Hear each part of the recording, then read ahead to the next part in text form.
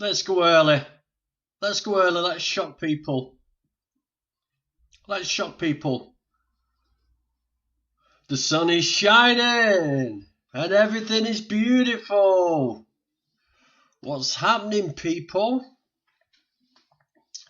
Who's there? Who is there? It looks a bit empty. Has Vegan Gaze finished the stream yet? With that vegan teacher? Hi, Vegan Realist.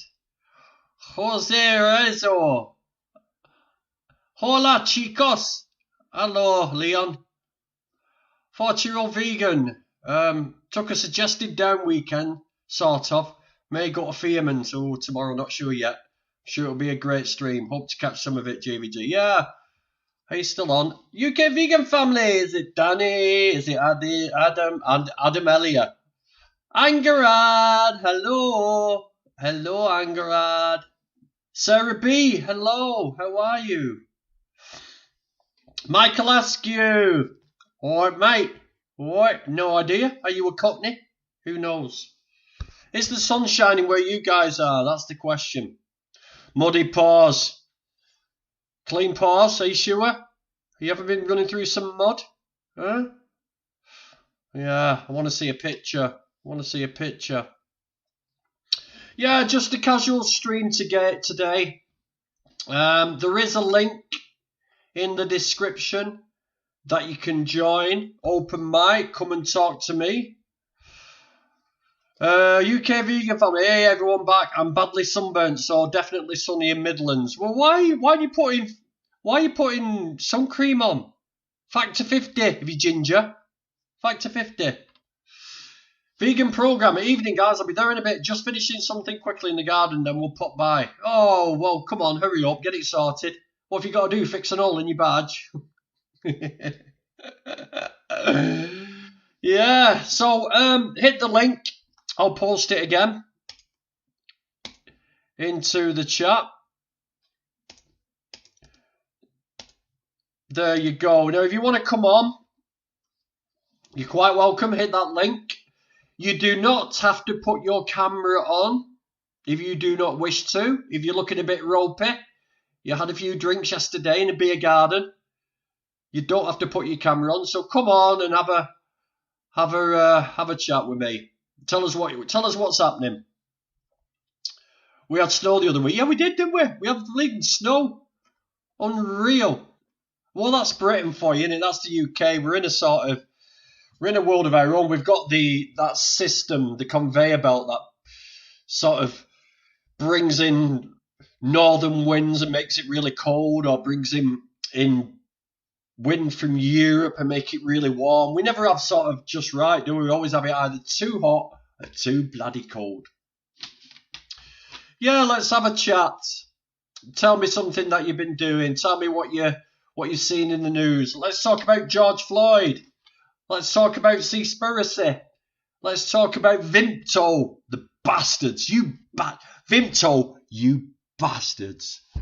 If you don't know what I'm talking about, Vimto has decided to get sheep's wool grease and put that in the cordial, in the juice. So now vegans can't have Vimto. Vegan Mooncat, hello. Vegan Pixie Warrior, trying to find my headphones. They're probably on your head, like glasses. Probably on your head. So I've been watching the George Floyd case because I'm taking a particular interest in it,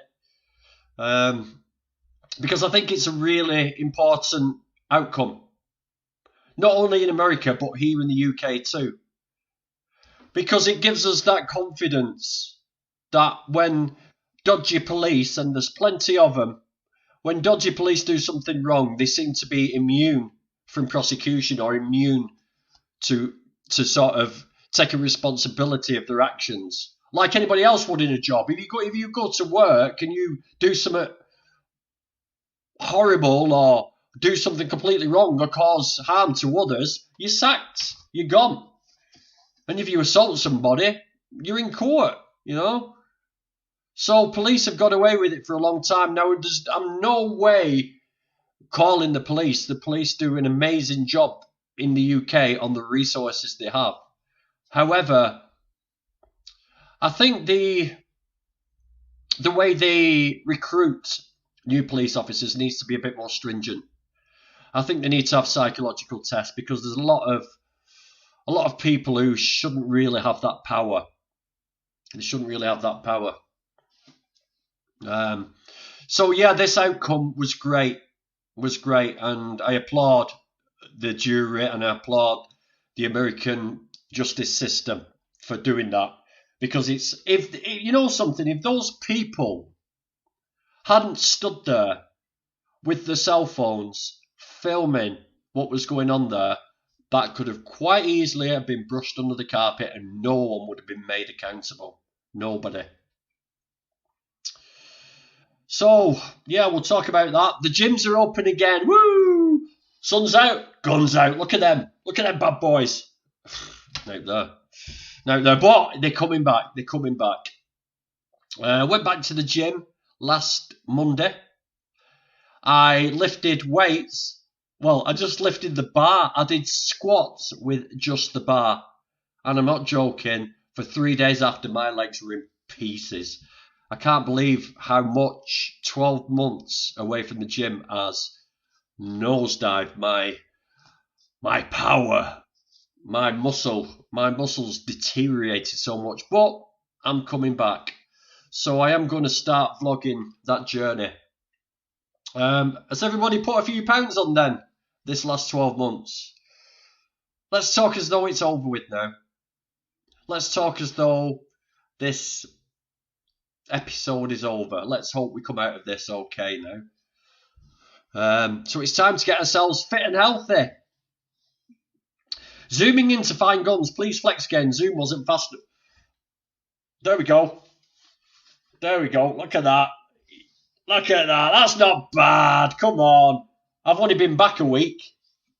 I'm nowhere near on Hench Herbivore's level, but I'll soon catch up. Don't worry. I can't hold for 3 seconds, race. Come on.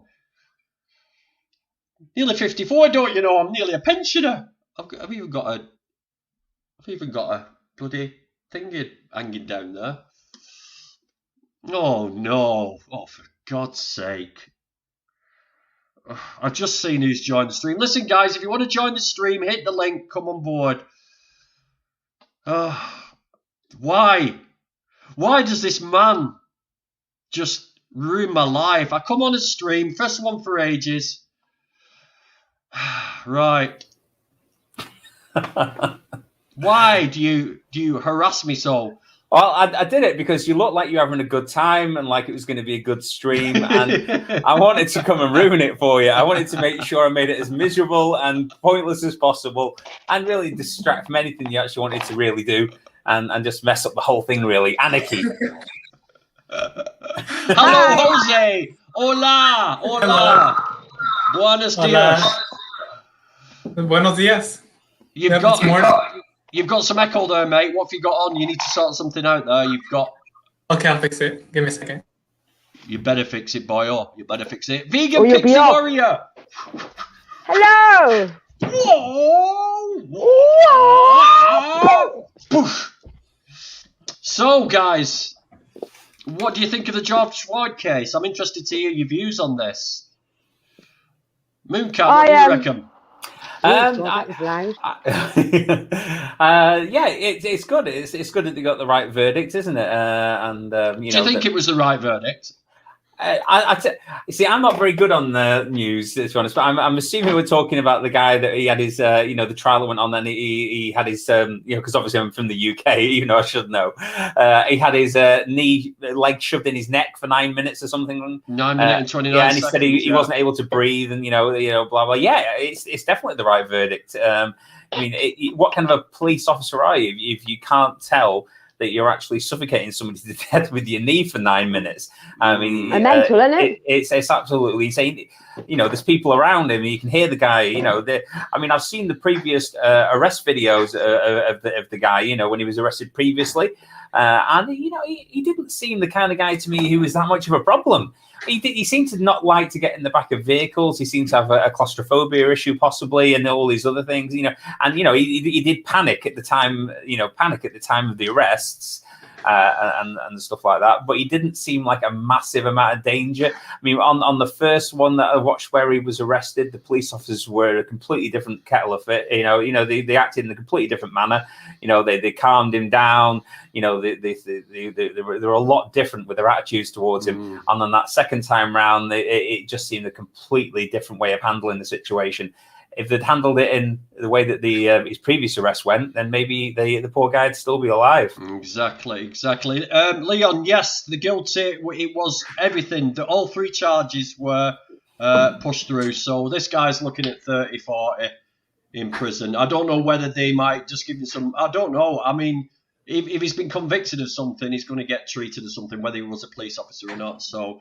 I mean, that's the thing. I mean, a lot of the time with the police, it's hard to judge them in some ways because, when they're out there on the streets and, they've got like a split second because they think someone's got a gun and they're not sure and they take the shot and then the person doesn't have a gun. You feel bad for the person, obviously, who's died, definitely, obviously. And you feel bad for the police officer because they were in that situation. But this was 9 minutes with his knee in the guy's throat. I mean, it's not a split-second decision here, is it? He slowly suffocated the guy to death. So there's literally, and it's lucky for everyone that you had all the footage and all the other things to show exactly what happened. So they played it all back to back, didn't they? All the footage from the body cams and and all the other stuff, so they could see it. Do you guys think if those people hadn't crowded around filming this interaction, do you think this would have come out? It's hard to say. I don't know about the level of corruption. I'm just not fully aware of it. Jose? Can you hear me better? I can hear you fine now. No echo. That's superb, my friend. Beautiful. Okay. Yeah, it wouldn't have been the same if they wouldn't have caught it from the bystander view. Yeah. Mm-hmm. Do you think it would have gone to court, or do you think it would have been hidden? It would have been hidden. Do you think so? I think so as well. Yeah. I think so. Because as good as the police are, and the same thing happens in this country as well, is police don't like bad publicity, and they will do everything they can to avoid. Even the IPCC internet. What's it? Is it the IPCC, Mark? The police investigations thing. Even they are regulated by the police themselves. Terrible at remembering any of those sort of. I know. I've had to go through the system because I went. Oh, Pixie's flying away. Yeah, what's going on? It's too cold in the garden. I'm going back inside. It's too cold in the garden. Actually, then, so it sounds like a hurricane's happening over there. I think Rebecca's sort of YouTube name sort of tells it all. Though she's a pixie warrior, so she lives under a toadstool at the end of the garden. You say that I've actually got a fairy garden at the bottom of the garden. I've got like doors and windows on the tree. There's a tree stump. Come on, then, Ziggle Piggle. Oh, you did. Yeah, it's too cold. I've got sunburn from today as well, so I'm coming.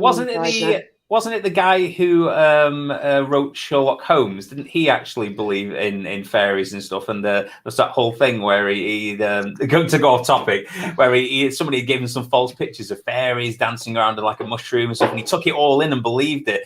And he sort of like went public saying that fairies were real, and then he just completely shot every ounce of credibility he ever had.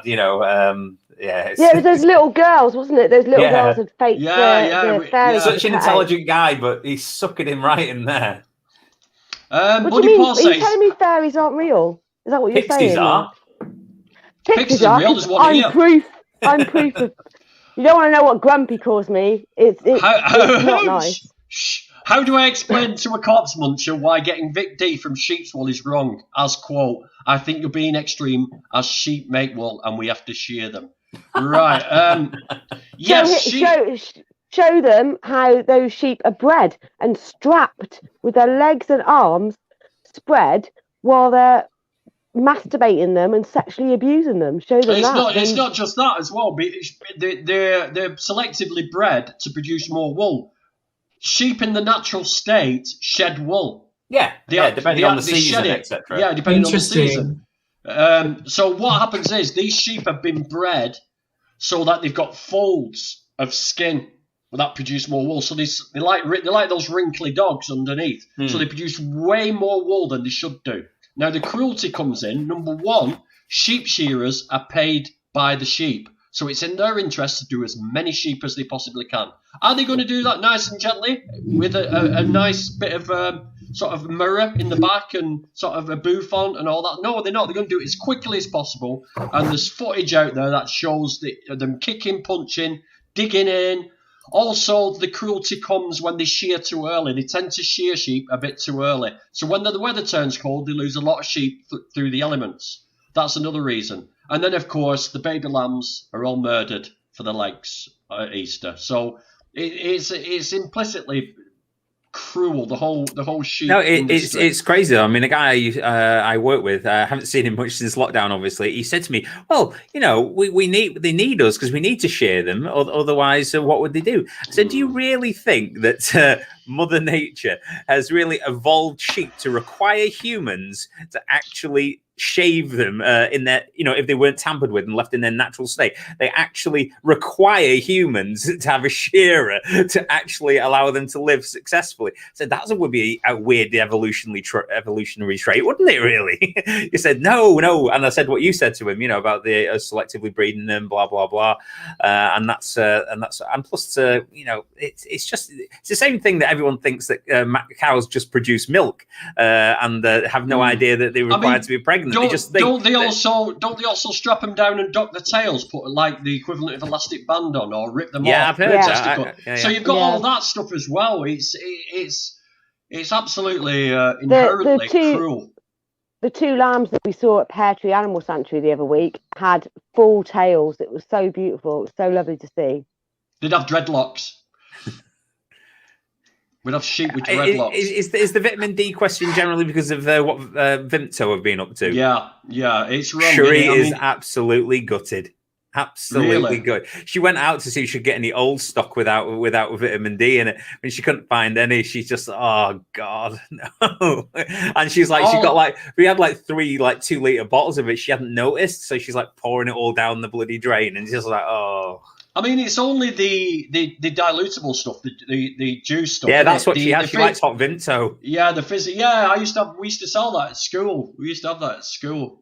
Michelle's all right. She still drinks a fizzy Vimto, doesn't she? It's depending on whether or not you want to sort of like boycott them to sort of teach them a lesson for being morons.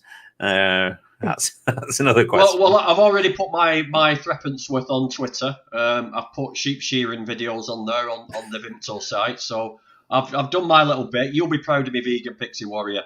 That's what you advocate for. By the way, guys, if any of you in the chat, if you've not met Vegan Mooncat before, Vegan Pixie Warrior before, or Jose Rezo before, they've all got their own YouTube channels.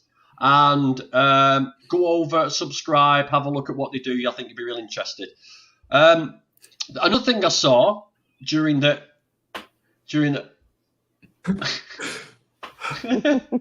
Where is everybody? Where am I to you, Jose? Am I above you? Is that where I am? Yes, that's where you're at. What are you doing down there?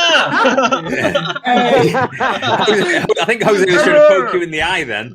Great idea. Great shout.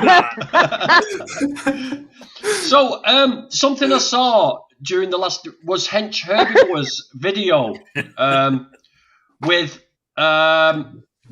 Alan Desmond. And I'll tell you something, what an eye-opening... Stop it, Jose!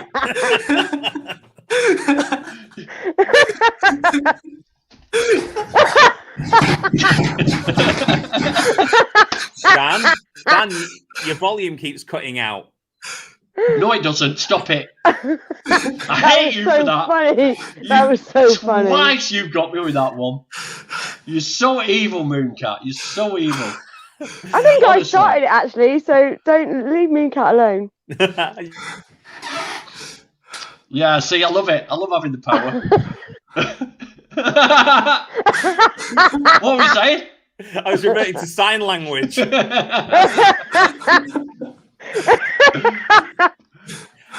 I just got told off actually. I was in that vegan teachers stream. What a cesspool of moronic idiots are in her stream. Oh my God. I've never seen so many anti-vegans posting so much hate in my entire time. And I think I put a comment or something like, if you're not interested in being vegan or anything else, why the F are you here? And I even started it out. And somebody said, well, I don't think there's any need for any of that kind of language, is there now? We can debate, you can debate veganism without having to swear. And I said, well, number one, I like swearing. I'm from the north of England. What the hell do you want from me? You know, it's like, and the other thing is, I mean, I think my language is the least of the problems in this stream chat. Yeah, exactly. Stupidity is one. Yeah. But yeah, it's what's vegan gays? Yeah, vegan gays was Vegan there. Gays So. was on, yeah, I forgot about it, and I was at an anti-vivisection protest, and forgot I was going to go on and say hello and big up vegan gays, but never mind. Yeah, it's yeah. I was watching. Go back to Dr. Alan Desmond. I was watching this guy, and he's very big on the. Did you watch it, Mark? Did you see it? The Hench Herbivore. I thought he was your best friend, Hench Herbivore. Who's this channel that you're referring to? I don't think I've ever heard of it. You can't say that, right? Just you wait. Hench who? Hench Herbivore. He's a bit like me, but just a little less muscly. You know what I know what you mean. He's great. Which stream? No, sorry. Go on. Remind me which one it is. I watch so much vegan content at the minute. It's in my brain can't go. I'm going to share this actually because it's really interesting what he says from this point. So I am going to share this. So if you just mute guys while we just play this little bit. Okay.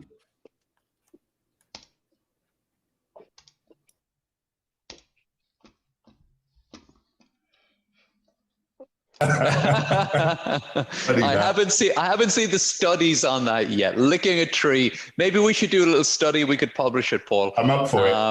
I'm up for it. I've seen a lot of stuff about whole plant foods boosting mood, and certainly I feel like I've had huge benefits. You talk about the happiness effect in your book. Can you tell us a bit more about that? Oh man, it's so important. You know, for years, as someone who advocates for a healthy, whole food, plant-based diet, and I'm sure you've witnessed this as well, right? When you know, if you have a friend or a patient who you've encouraged to adopt a healthy, whole food, plant-based diet, right? No matter why they've done it, if it's for ethical reasons, environmental reasons, if they've done it because they want to help avoid another zoonotic pandemic, or if they've done it for their gut health or their heart health, or to help themselves achieve a healthy weight or whatever, when you check back in with them after 4 or 6 weeks, they say something like, you know, I'm feeling lighter. I feel happier. I'm being nicer to people. I feel lighter. And they're not just talking about physically lighter. They're talking about feeling kind of a lightness of being, if you want. They're feeling basically happier. And God knows the world needs more happiness right now. So yes, the happiness effect is something that I'm absolutely fascinated by, so it comes up all the time. And that's why I had put a whole section in the book about it. Now, really, really interesting thing. Oh, we've got somebody here, Kieran Forrest.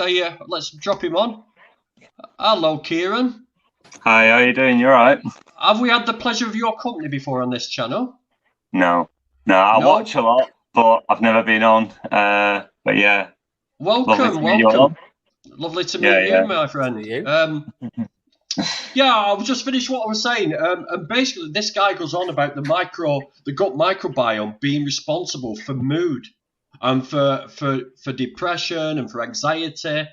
And he said he's seen a lot of evidence of people like getting relief from depression and anxiety by changing the diet to a whole food plant-based diet. And I find that astounding. And did you say it? Your gut microbiome is your second brain. And I totally believe that. I totally believe it. So, Kieran, is it Kieran? It is Kieran, yeah. Have you got something you want to share with us? Have you got a channel? Have you got some ideas? Is there something you want to ask one of us? The table's yours, my friend.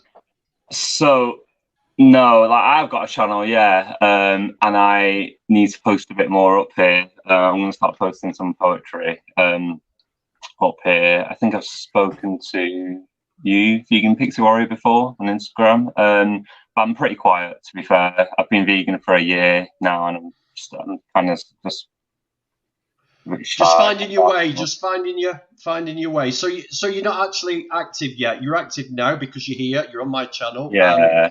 We've got people listening to what you've got to say. So you say you're a poet? I am a poet, yeah. I'm a poet and an actor, actually. I know you're. Wow. Yeah. Vegan Pixie Warrior will disagree with you on that one, but yes, I am. Grumpy's not an actor, not yet. I'm sure Kieran is, though. Oh, yeah, I'm sure Kieran is, but Grumpy I'm sure isn't. Kieran is. I mean, yeah. I'm sure Kieran knows what he's doing. I bet Kieran hasn't been on Netflix and Amazon. I bet he hasn't, right? Kieran, yeah, have you been on Netflix? See, there you go. That's because he's doing proper acting. Like stage work. Stage acting. Stage acting. You know, a real artist.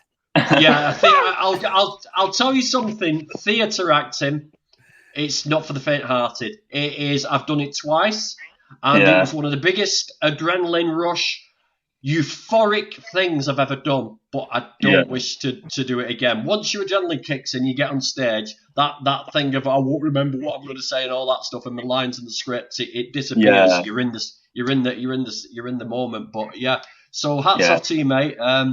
Scary, isn't it? So it is, but in a nice way. In a nice way. I mean, they're very different, aren't they? The theatre and film. I've not had loads of experience in film and TV, but there's a chance for it being kind of non-chronological. Do you know what I mean? They're sort of films, like whatever suits on the day, weather-wise. But theatre, it's chronological and it's every night, so it's just, I don't know, there's just a real thrill there. Do you know what I mean? I graduated from Alra North. Do you know that? Say it again. Alra North. Not heard of it. You remember? Okay. He's not a trained actor, Kieran, so he won't know. It's in Wigan, but some of the tutors who taught at my school do Act Up North. Have you? I've been to Act Up North. Barry Evans. And Andy Blake. Do you know him? Or... No, I don't know Andy Blake. I only went under Barry. Kieran, probably best not asking Grumpy any more acting questions. He's making him look a real fool. Yeah, you're just showing him up for the novice that he is. Him for the novice. all the things I've been saying for the last almost a year that I've known him, he's just showing his true colours now that he's not. He doesn't know what he's doing. He just tags along. They're like, we've got to give this northern monkey a job, otherwise he won't stop nagging us, and he'll probably, I don't know, petrol bomb us because he's from Moss Side or something. No, I mean, have you finished? Have you finished now? No, I'm never going to finish. Stop it. You whipped me just as much. Go on, tell everyone what you call me. The roast was 3 weeks ago. The roast was 3 weeks ago, yeah? I'm never going to stop roasting you. You know I love you, really. I know you do. It's not mutual, though. I mean, when I first met you, I didn't like you, but now I've got to know you over this last 12 months, right? I can't fucking stand you. So I have an idea. Okay. Why don't I challenge you to an acting standoff to see who's the better actor? Oh, fucking hell! We come up with a scenario. Great idea, Jose. Yeah. Okay. If we get people in the chat to do it, if we get people in the chat to come up with Jose, why don't you shut up? And why don't you shut up, Mooncat? Right? Why not, Grumpy? What are you afraid of? I thought you were, an actor. What are you? Because we're talking about things. We're not here to humiliate Grumpy.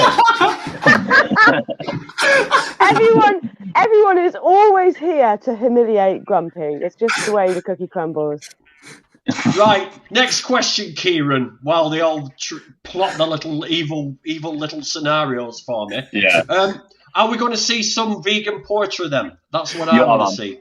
You are indeed. I'm very slow at uploading at the moment, but I've got some poems that are kind of about animal rights and that I need to share because Have you got anything you can read to us now? I don't want to put you on the spot. Right now. right Yeah. now. Oh, flipping heck. I mean, I can give you a minute to go and have a mooch. Yeah, if let you me want. get my laptop up. And Okay. my laptop's quite slow, but yeah, for sure. I've asked the Okay. chat to come up with some scenarios for the acting. While he does that, while Kieran does that, have a look through. What are your thoughts on Seaspiracy? Jose, have you watched Seaspiracy? I'm terrible. I have not. You have not watched it yet. Why? He's not alone. You're not terrible. You're not terrible. Don't listen to him. I have been watching a lot of like videos about it and like facts about it, and like, but that's about it. So, I have to get to watching it. You're not alone, Jose. I've not watched it. Oh, I was watching it. It started off in the intro, and I avoided it for a while, and then I was going, I'm going to watch it. I have to watch it. I've watched so much of the footage, I can survive it, And I started watching it, and then it came up with the, I can't remember which point it was, and I thought, no, can't do it. I don't know why. I watched so much footage of animals being harmed and stuff, to educate myself and and understand why I'm doing what I'm doing, and also allow me to sort of like come from a place where I've seen it and I can actually talk about it, because etc. But I don't know. I just something about, I don't know, there's something about fish being on sea creatures that drives me. I mean, all of it drives me insane. I can't stand any of it. It's all very upsetting. But there's something about the seas being harmed. I don't know why. It gets to me to such a level I can't cope. I don't know why. Yeah, so it's frightening. I watched a program about a guy who befriended an octopus. I haven't seen it before on Netflix, and it was amazing. He actually built a relationship with this octopus, and I never knew that they only lived for 12 months. But he actually got to the point where he saw it being attacked, and I'm like, why don't you help him? But he wouldn't interfere with nature, and I thought that was really strong of him to do that, because this shark was like attacking him. But it just shows. I mean, the octopus even. I don't want to do any spoilers, but the octopus even used this guy as a tool for hunting. All right. It was just amazing. And this guy went in the sea every day. Yeah. They don't technically have, like octopus, and and other sort of like a lot of they don't have central nervous systems or brains or anything, but they have ganglia and stuff, don't they? So they sort of like got the octopus. I didn't think they have the brain. No. Do you know what octopus have? They have a brain in the head, and they have a brain in every leg. Did you know that? I didn't. I thought they had like ganglia, which was like you're talking about jellyfish. Is that jellyfish? Yes. I've got that wrong. Octopus have brains in every single leg, and I find that amazing. That's why they can do these amazing things. Did anyone watch Michelle?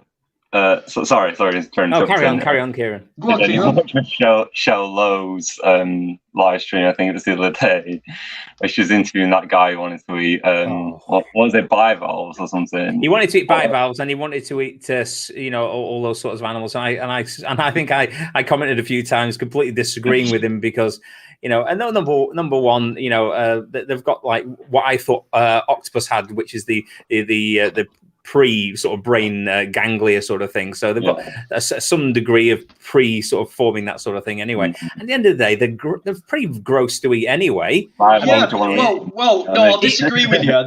They are quite nice to eat, but my question to that would be, why would you want to eat something living, even if you could say they are vegan to eat, even if you could say they were vegan to eat? Yeah. Why would you want to eat a living thing? The guy's reasoning on Michelle's stream, if I remember correctly, correct me if I'm wrong, Kieran, was the fact that he thought, because in his opinion, the bivalves aren't sentient, but you've got people out there who have a problem going vegan because they they believe there is some magic nutrient in animal products that you must have, that allowing them to eat bivalves and saying, yeah, you are okay to eat them as a vegan, would then allow them to come over to veganism without an issue, because they're still getting an animal product, which I just completely disagreed with. Yeah. And you hit the nail on the head, because it'll just give the wrong idea that plant diet not adequate enough. Yeah, you know? I think that's what I said on there, isn't it? I said, oh no, because by saying to them, yes, you are allowed to eat bivalves,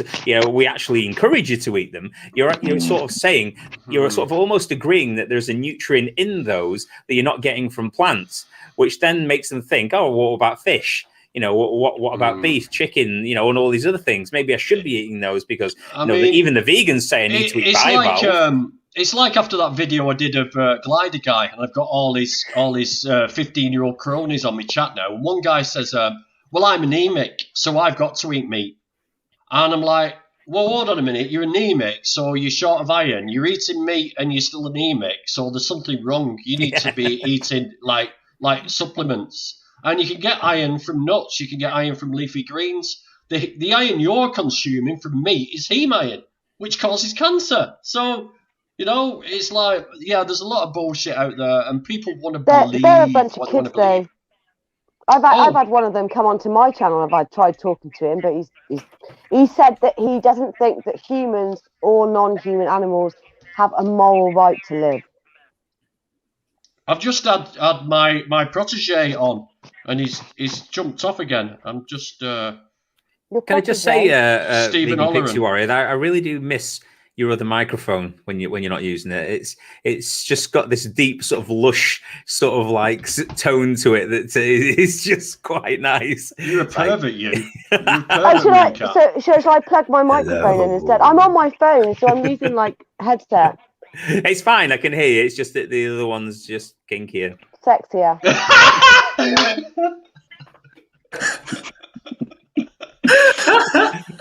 Oh my god. Listen, why don't you two get a room, and just talk to each other through your microphones? Hello. No, GVG, that is not the same. No. I think he's jealous, Mooncat. Hi, Stephen.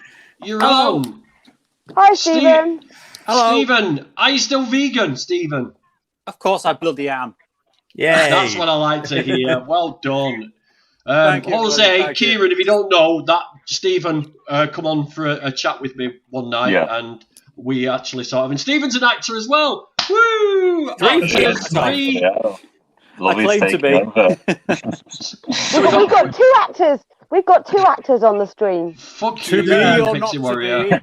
Actor and we've got an extremely bad dancer called Jose. Oh, is it? Did anyone kick him from his own stream? In your face, Jose.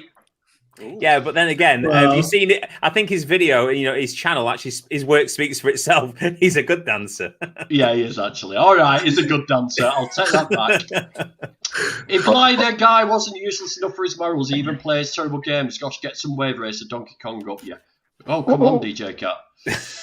So, how things going, Stephen? Has he froze? He's frozen, hasn't he? you did pat him on the head. Let's have a game of statues. Reboot. No, it's a glitch. Stephen's working okay. It's you that's froze, GVG. So, gyms. Who's gone back to the gym? Me.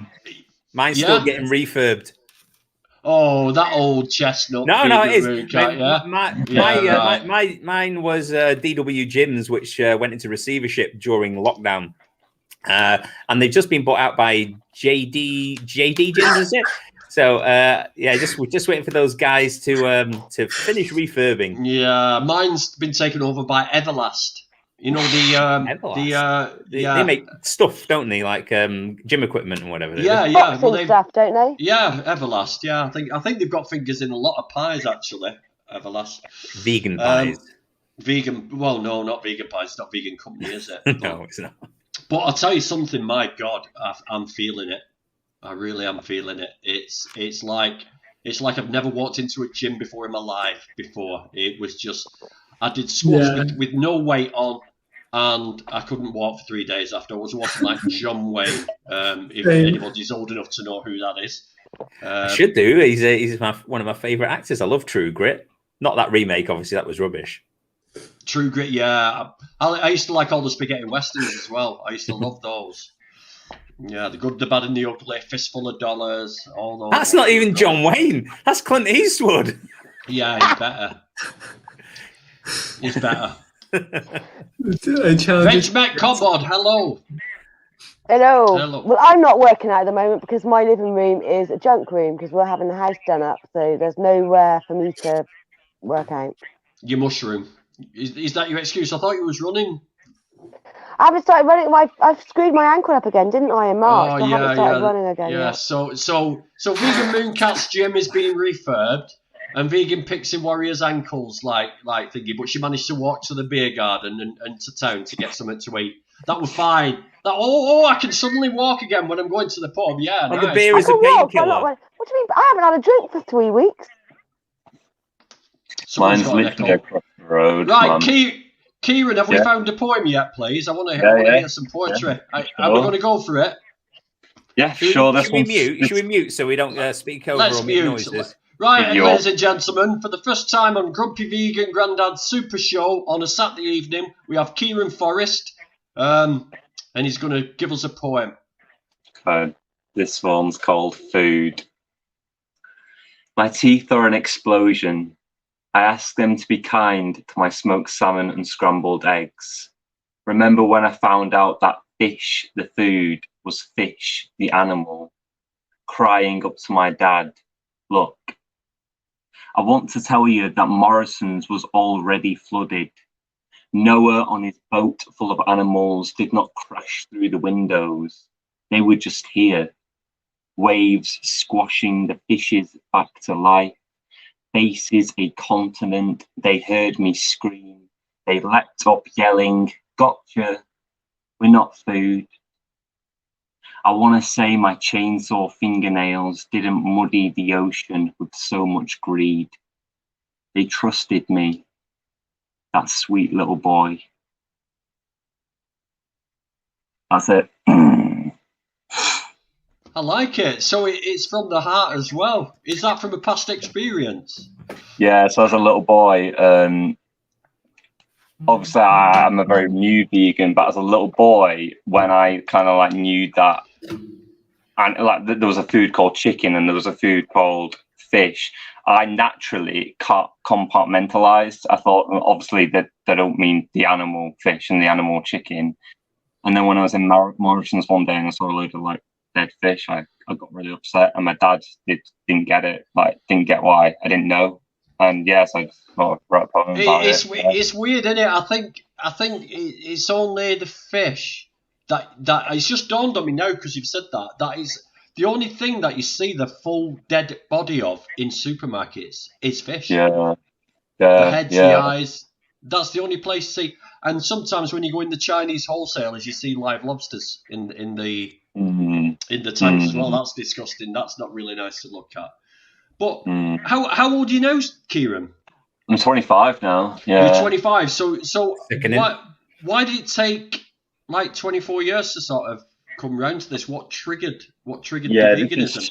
This is it, because obviously after that I just sort of let it indoctrinate me, and I think when I was I don't want to go on too long but there's a lot of things, that's the thing. But when I was at drama school, there was a guy a few years above me who was vegan. He kind of, although we didn't have too many conversations, he kind of posted a lot on social media. And then I tried going vegetarian, but that didn't work. I ended up just kind of giving it up, and that was only meant to be a sidestep to veganism, but I ended up just giving it up. And the issue was I didn't really give myself enough reason to do it, like go vegan. It was kind of self-indulgent. But then early 2020, I knew a friend who did an expose of a slaughterhouse in Bivalve, who's the guy I was talking about. Joaquin Phoenix won the Oscar, and he talks about animal rights in his speech. I was reading a poetry collection that kind of spoke about animal rights and veganism a bit. And it's really weird. I was kind of just like speaking to my family about it, and I said, well, I kind of want to do it, but I'm worried I'm just going to give it up again. But they just said, like, no, why don't you just give it a go? And then and I haven't looked back, and it's been about a year now. Yeah, since I did it at the beginning of lockdown. So yeah. So your family supported you? They did, yeah. And this is it. They're not vegan. Wow. but I'm quite grateful to them for just like giving me the final push, if that makes sense. But they're not vegan yet, which is a shame. It is, but it will happen. I mean, where are you now in your journey? What's your plan for the future? Obviously, your YouTube channel. Yeah, so I think I'm working a lot with a poet.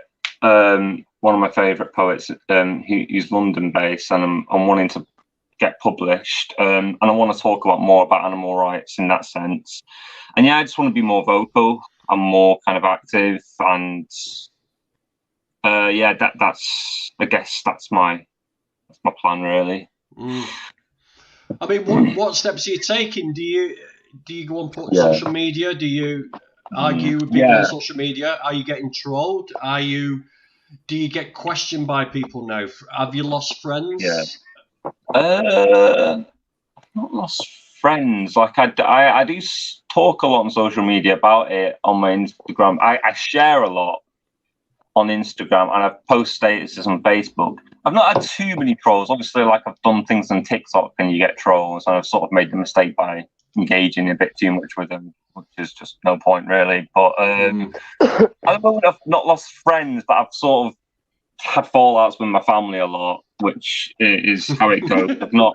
I've kind of like stopped trying to convert them so much, because I've kind of figured it was counterproductive in a way, if that makes sense. You might find it more difficult with family members. I think most vegans do. They've known you for so long, and they've known you eat so many animals. They just don't seem to take what you're saying that seriously. I mean, I've had people say to me, "Well, that I've known for years and decades, even. Why should I listen to you? You've eaten more animals than anyone." And I've said to them, just because I used to do something wrong doesn't mean you should carry on doing what I used to do. Make a better choice than I did. Do it earlier. But family. It's much harder work with those guys.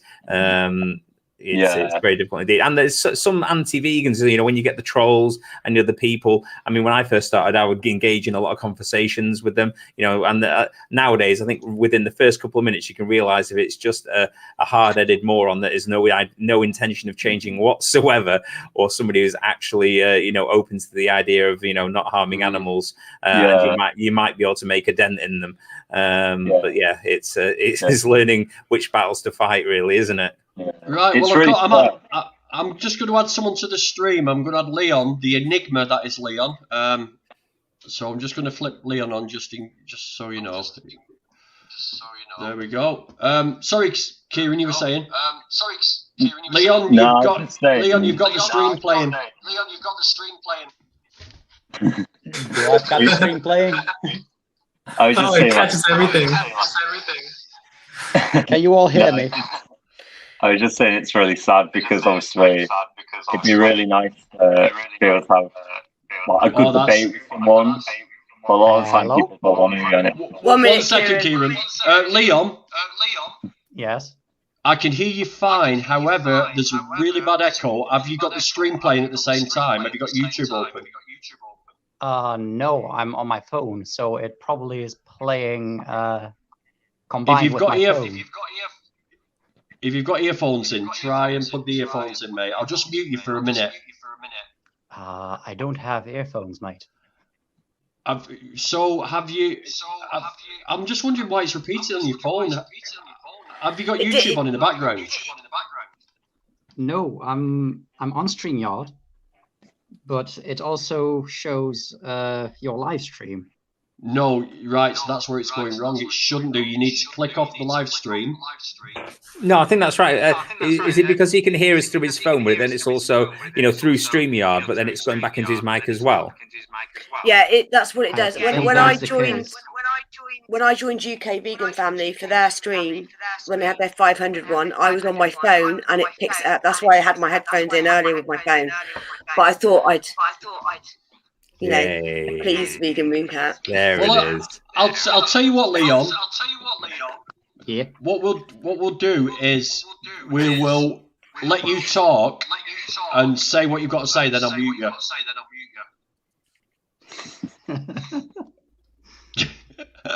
Well, I don't have a lot to say at the moment, so that's one thing. Well, come on, tell me why you're on.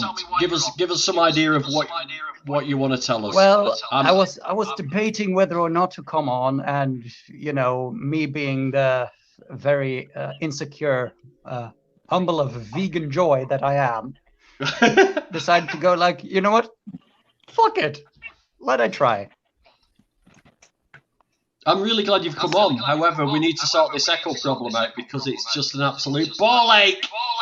Yeah, I know. It doesn't bother me that much, to be honest with you. It's just GVG being a grumpy. Yeah, I can cope with it. I mean, why don't you just say what you want, ignore him, Leon. Just we're all fine. It's because he wants to be able to speak while you're speaking, hear his own voice, and doesn't like that echo. Why don't you just shut up, and then we can hear Leon? I think it has to do with the acting skills, Mooncat. I can't believe that Grumpy Vegan Grandad doesn't like the sound of his own voice. Exactly. And he's an actor. If he hears it back, he might be able to make some improvements. Ball ache.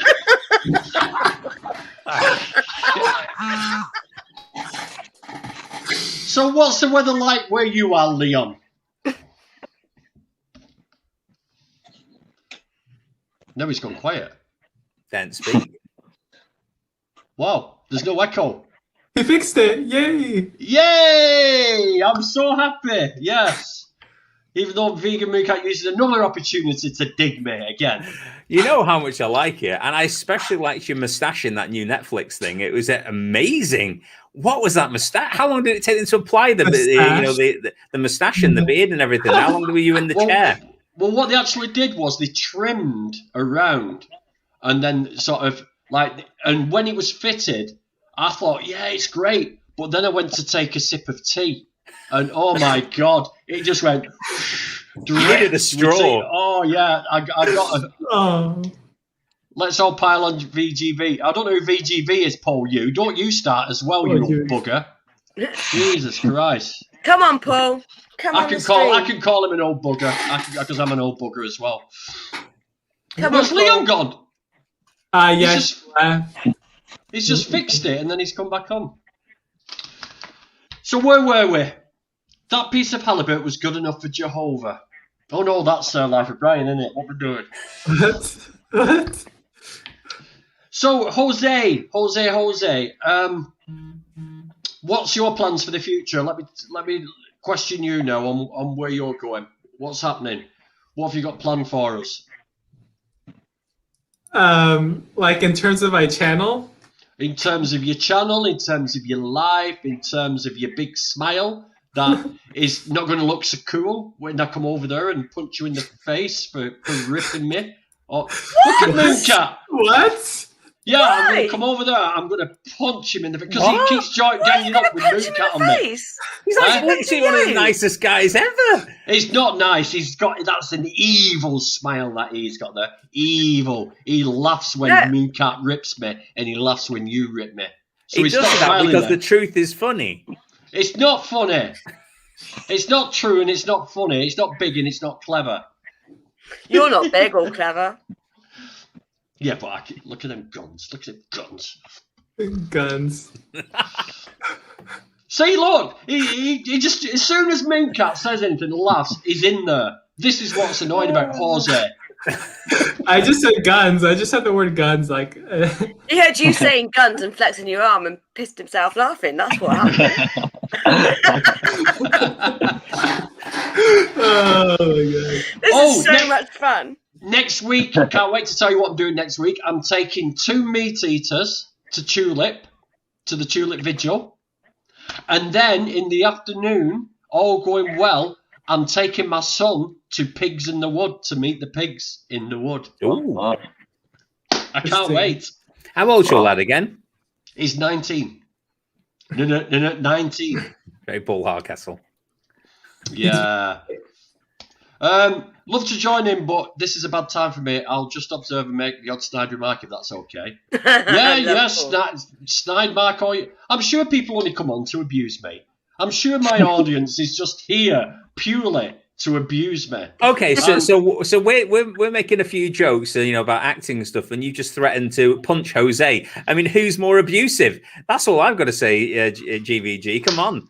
Exactly. Right in the chop. I bet he's glad he's in another country now. I mean, Poor Yude. I saw Gail today. We did an action together. It was lovely to see her. Can't wait to be back. Is that a euphemism? Is that a euphemism? No. We did it. I told you we were at what a sort of action did you do together? You did vivisection on each other. No, not on each other, you knobhead. We did a vivisection protest at Bristol University. Oh, right. Okay. I just had all sorts of things going through my mind, and it was just like... My lad had some problems with the vivisection thing. He's only 13, just so I'm not making fools of vivisection, cutting up animals, yeah? Yes. Yeah, I know what it is. It's just I'm doubting myself for some reason. But yeah, they wanted him to cut up animal parts inside his science lessons, etc. He just refused to do it. And his teacher said, "Don't be so childish. Grow up. They're already dead. The animals are already dead for. These parts are only going to go in the bin if we don't use them." And they said, just sit there and don't do it, but you're going to fail or whatever. This bit or whatever. So obviously we contacted the school and told them to shove up their asses. Wow. And told them where they were wrong, and he's not getting failed for anything. I said, and to be honest with you, also I don't want you just putting him in the corner while everyone else is doing it. He's not even to be in the same room as that kind of stuff. I said, and if you have any problems with it at all, I'm quite willing to come in and discuss it with you. I said, because it's just not acceptable with all the modern technology and the 3D renderings of all the internal organs of animals, etc. You tell and 3D modeling, so you can actually 3D rotate stuff, look internally. I said, why in the hell are you still teaching? By cutting up. I mean, I don't know about you guys, but when we were at school and they did anything like that with eyeballs, people were just too busy dangling them in each other's faces and saying, nothing is ever learnt in school by cutting up an animal's heart or eyeball or anything. Not constructive at all. I'm squeamish as hell, like properly squeamish, pass out squeamish, and I left the room and didn't do it. So it was great. They didn't fail me or anything. I just left it. But I saw something the other day. It's really funny you say about that, Mooncat, because I saw something the other day and they had a model of a frog, and they've got all the organs, and it's just a model.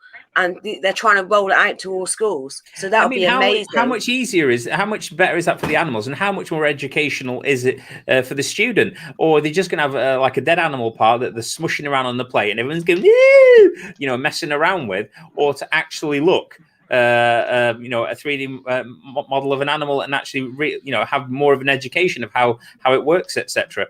And that no animals had to die. And, and people like Thomas and anyone else who doesn't want to see animal abuse doesn't have to be ostracized, and made to feel stupid because they don't want to be part of it.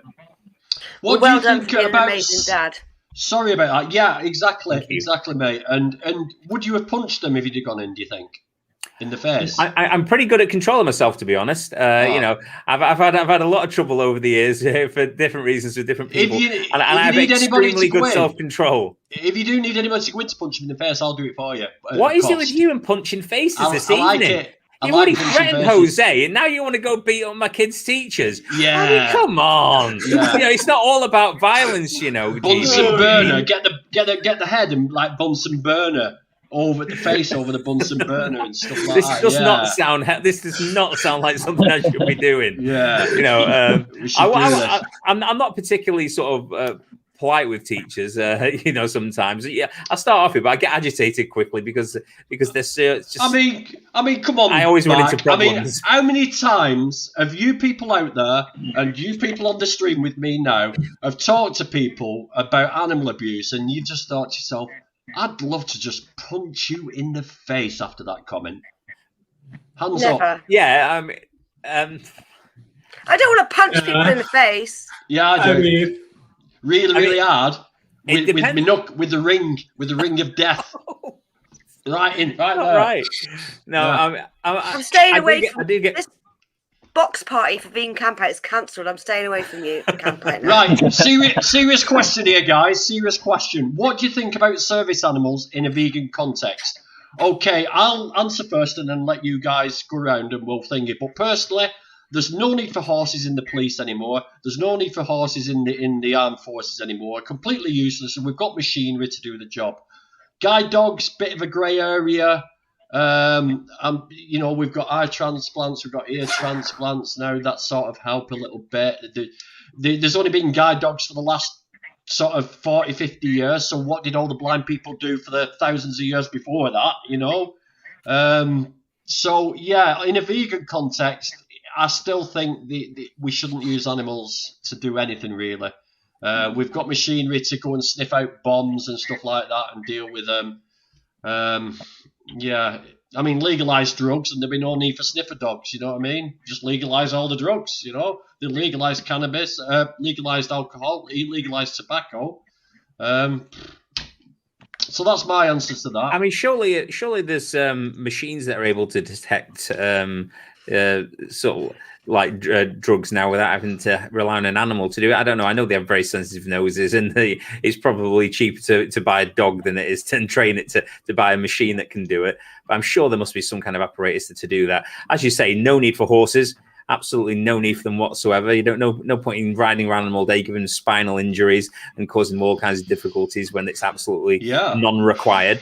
As you say, you know, with dogs for the blind, I mean, I don't think the dog's particularly suffering, you know, but they are breeding them, and you know, why should they be there to that sole purpose just to be serving? You know, I don't know how many times guide dogs get off the lead for a run around, and you know, and go get to play as a dog, you know, and enjoy their lives to the fullest. They always just seem to be sat there, you know, at the beck and call of somebody, you know, waiting for the next command or the next mission, you know, to help somebody out, which I don't think seems very fair. I mean, I've got two dogs. Obviously, Snow was a rescue dog, and Jerry was an accidental sort of puppy, so you know he needed a home. But to put them to work for me and get them to start doing things, it just doesn't seem right to me. And yeah, I mean, how many guide dogs? I don't know a lot about guide dogs particularly. How many guide dogs, say, in the UK are there? How many a year do they train? I read up on something about this. And there's actually, it's a very privileged thing to have a guide dog. There's not many people who have. Because I don't see many of them around. Yeah. I mean, vegan vlogger, I think she suffers with certain disabilities at the moment, and she's saying, I do think a service dog for the disabled is still needed. Not everyone is fortunate enough to have transplants and surgery. It is a very grey area, and it is a very tough one. I mean, there's a lot of dogs out there that people get and they stray and they put out, and I suppose you could call it a symbiotic relationship where both parties get something out of it. And do service dogs get much out of it though? Do service? I mean, service dogs, no. Service dogs don't, you know, like dogs that they don't get a lot out of it. No, they're sent into dangerous situations. Yeah, I mean, even when you're talking about sniffer dogs, I mean, when they're not out there, you know, like in the airport, whatever, sniffing out luggage and whatever, are they in a cage? I doubt they're at somebody's home getting belly rubs. You know, I'm sure they're locked up in some kind of unit somewhere, you know, overnight or whatever. They definitely don't go home with people, as far as I'm aware of. You know, so it hardly seems living their best lives, does it? There's 4,800 working guide dogs currently in the UK. I'll just find out how many blind people are in the UK. There are 1,300 bred every year that are born every year. And this is the thing, like, there's still going to be puppy farms for these guide dogs. And Almighty Jelly said earlier about an app. There is already technical devices out there for blind people that they can use instead of a guide dog. There's 2 million people living with sight. Sorry to interrupt, Rebecca. Sorry. 2 million people living with sight loss. Of these, around 360,000 are registered as blind or partially sighted. So 4,800 isn't a lot. So it does seem a very privileged position to have a guide dog. And also, how do you know that person is looking after that dog properly, and they're not beating the dog or hitting the dog or being impatient? They might be treating that dog horribly. There's no way of knowing. You would like to think that if they've gone to the extent of applying for a guide dog and gone through any assessments, etc., that they've gone through and they need the dog or think they need the dog for certain tasks, etc., then they would treat the dog with some degree of respect. But as you say, not everyone's normal. I mean, some come people on. are just bad to the core. In 5 years' time, we're going to have driverless cars. Yeah, you're telling me they cannot do something to get blind people around? I mean, it's like Vegan Pixie Warrior said. Then it's you've still got the puppy farms. You've still got them. I mean, I assume that they're not. That they're just breeding mums over and over and over again. I don't know if there's a limit to how many times they're breeding them. I'm sure there should be. But where they breed until they're exhausted and can't breed anymore, I don't know. And they're just living crappy lives, though, aren't they? Guide humans. Yeah, why not just get guide human? Just baby machines, aren't they? The parents. So yeah, it's. What do you think, Jose? Yeah, like it's a job that the dog has to do, and like the dog is not getting paid. Like I'd rather than just like hire someone who has given consent to doing the job, because like a dog can't give consent to like working for someone.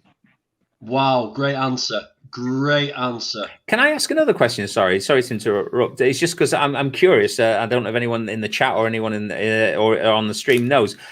What tasks does a dog for a blind person actually do? They let them know when they cross the road, when the light is green and they can cross the road. They help them find they guide them around the streets and let them know when the curb's going to drop. They help them around the house and get things around the house if they need something, if they have a fall, and there's lots of things that they do. From the things you've just said, though, there seems to be definitely a lot of technical aids that would be available, for those tasks that don't require an actual dog to be in the mix. It's like if you want to avoid obstacles, I'm sure there's canes with like technology to make a noise or beep or whatever. Whenever you go out to hit something when you cross a crossing, you've got like the beeps and and all the other things. I don't know. It's a funny one, isn't it? But I think we should be definitely looking, and I'm sure they are looking into technological ways of eradicating the dogs for the blind thing. What's your thought, Kieran? Have you ever thought about it? I mean, I think if we can avoid it, and it sounds like we probably can, then we should. I mean, something I was thinking about. Like horse riding, and obviously with films and stuff. I think I've heard you mention it before, Grumpy. About you get like a role, and it's required to ride a horse. And if I was to like really stick to my guns and say no, I don't know. If it was a big thing as well, it'd be a hard decision to make. Yeah, I mean? Definitely. Joaquin Phoenix has ridden horses in his films, and he's been vegan since he was 3. Okay. I mean, you've got to think about the long game. I mean, I've always said, like in the Netflix one, the Irregulars one, I was given leather boots to wear.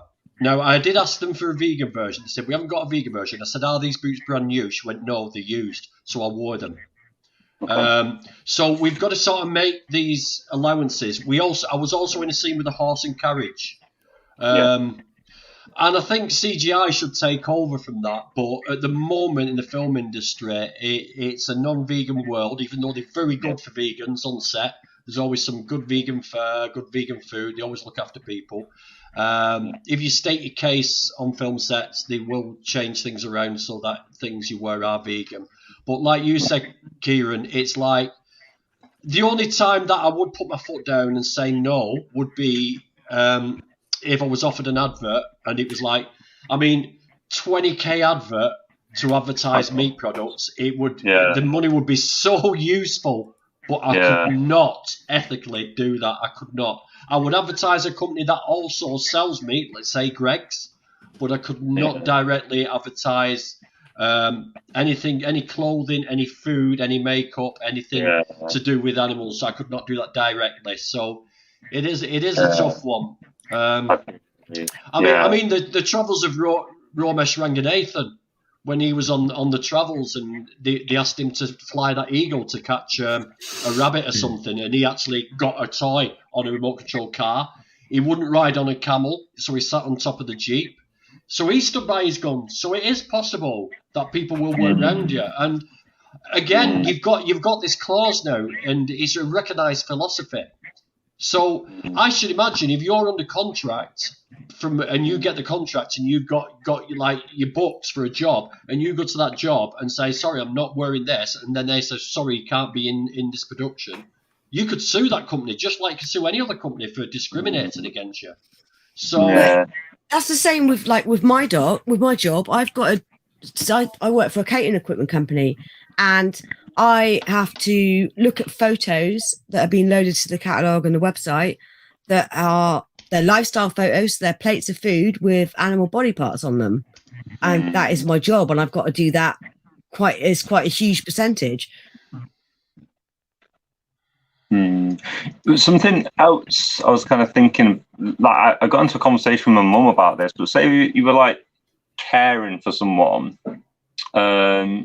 I know a family actually who are vegan, and they have a disabled son, and their son isn't.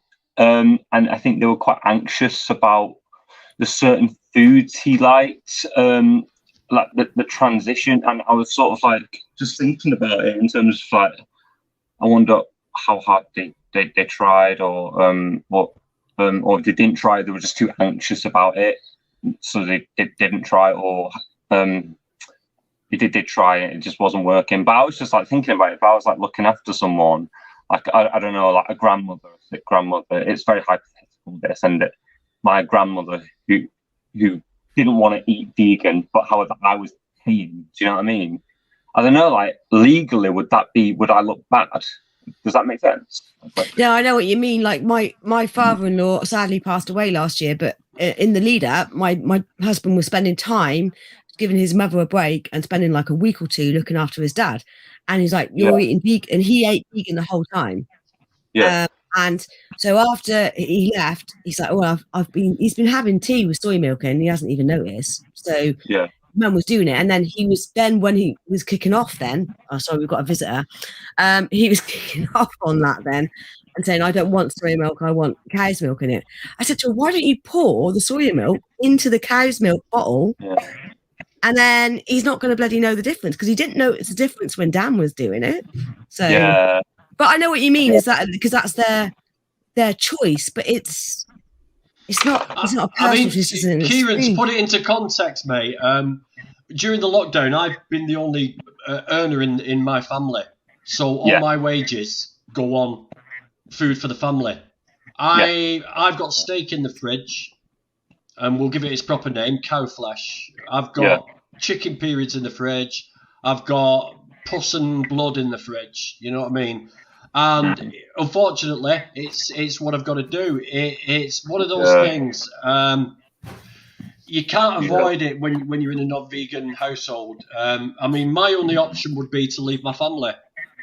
What good would that do?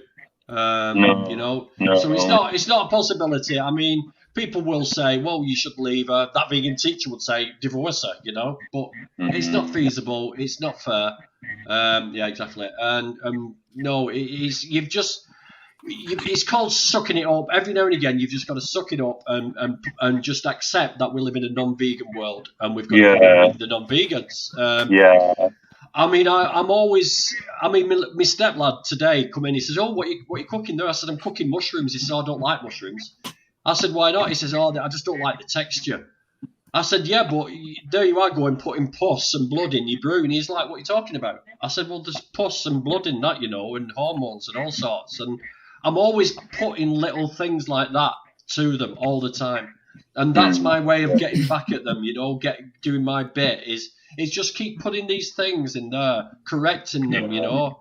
Yeah. Me and my wife, I think me and my wife Shree would really, really struggle to get along if she hadn't switched to veganism, because it's become such an integral part of how I feel about the world. To have such a massive void between us would probably end up bad. You know, it wouldn't end up good, because, you know, I'd be arguing with her every time I saw, like, I mean, it was getting there anyway, because she went vegetarian, but she was still buying like milk and stuff. And every time I saw like 2 liters of cow milk in the fridge, I'd pour it down the sink. You know. Can I ask you a question, Mark? Can I ask you a question? Right? Of course you can. If you did go vegan, you did go plant-based, and you went vegan. Yes, Once you that's went right. vegan, right? If Sherry hadn't gone vegan with you and the kids hadn't, what would you have done? Seriously. I see. I wouldn't intentionally want to leave, and I wouldn't want to not be with her, or obviously with that, I wouldn't want to be without the children. But I just think it would have caused such a rift between us with how, because I wouldn't have shut up about it, basically, and I think it would have got to her, and she might have ended up leaving me, because, you know, the thought of actually living in a house with non-vegans makes me want to hurl. It really does. I mean, well, that doesn't make me feel very good, does it, mate? No. So, but I'm not saying you should leave anyway. Yeah, I don't know how you do it, Grumpy. I really don't. If Dan wasn't vegan, I'd go mental. I just compartmentalise it, and I just live my. I've got a separate sort of. I've got a section in the fridge. I've got different pans. I cook separately from my family.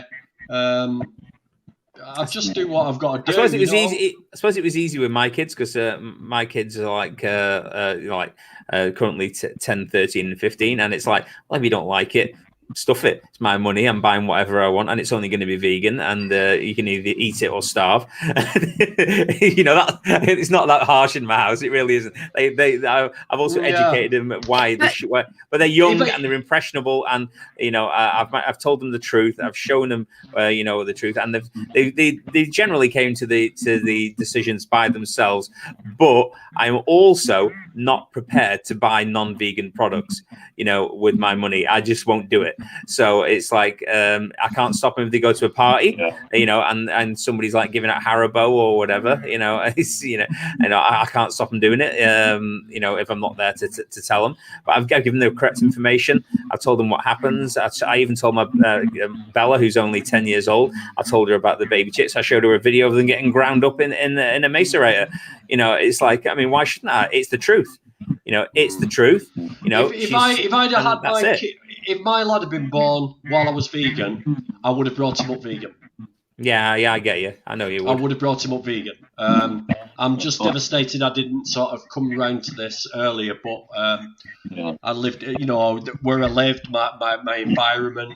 We've been brainwashed our entire lives, you know. I mean, people say that vegans are a brainwashed cult. We're the absolute opposite of a brainwashed cult. We're the ones that aren't brainwashed. It's an awakening. We broke free of the cult. You know. I mean, Kieran, one day in the future, you will walk through. I mean, whereabouts are you based, by the way? Bolton. Also, you're near me. Yeah. You can come to Tulip with me. You can hang out. You can come to Tulip with me on Thursday. Just don't punch you in the face. Oh, wow. Yeah. He's going to hang out in that kind of Kieran, he'll scene. punch you. I don't drive. Will it be quite inaccessible? I'll come and pick you up. He's very punchy.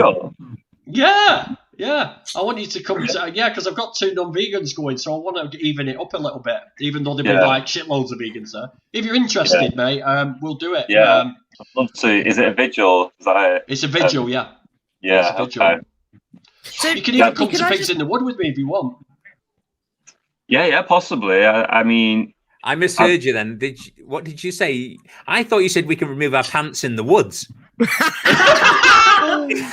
That's literally what I heard. Like some sort of actor's code or something. Lick my face. This has took a turn.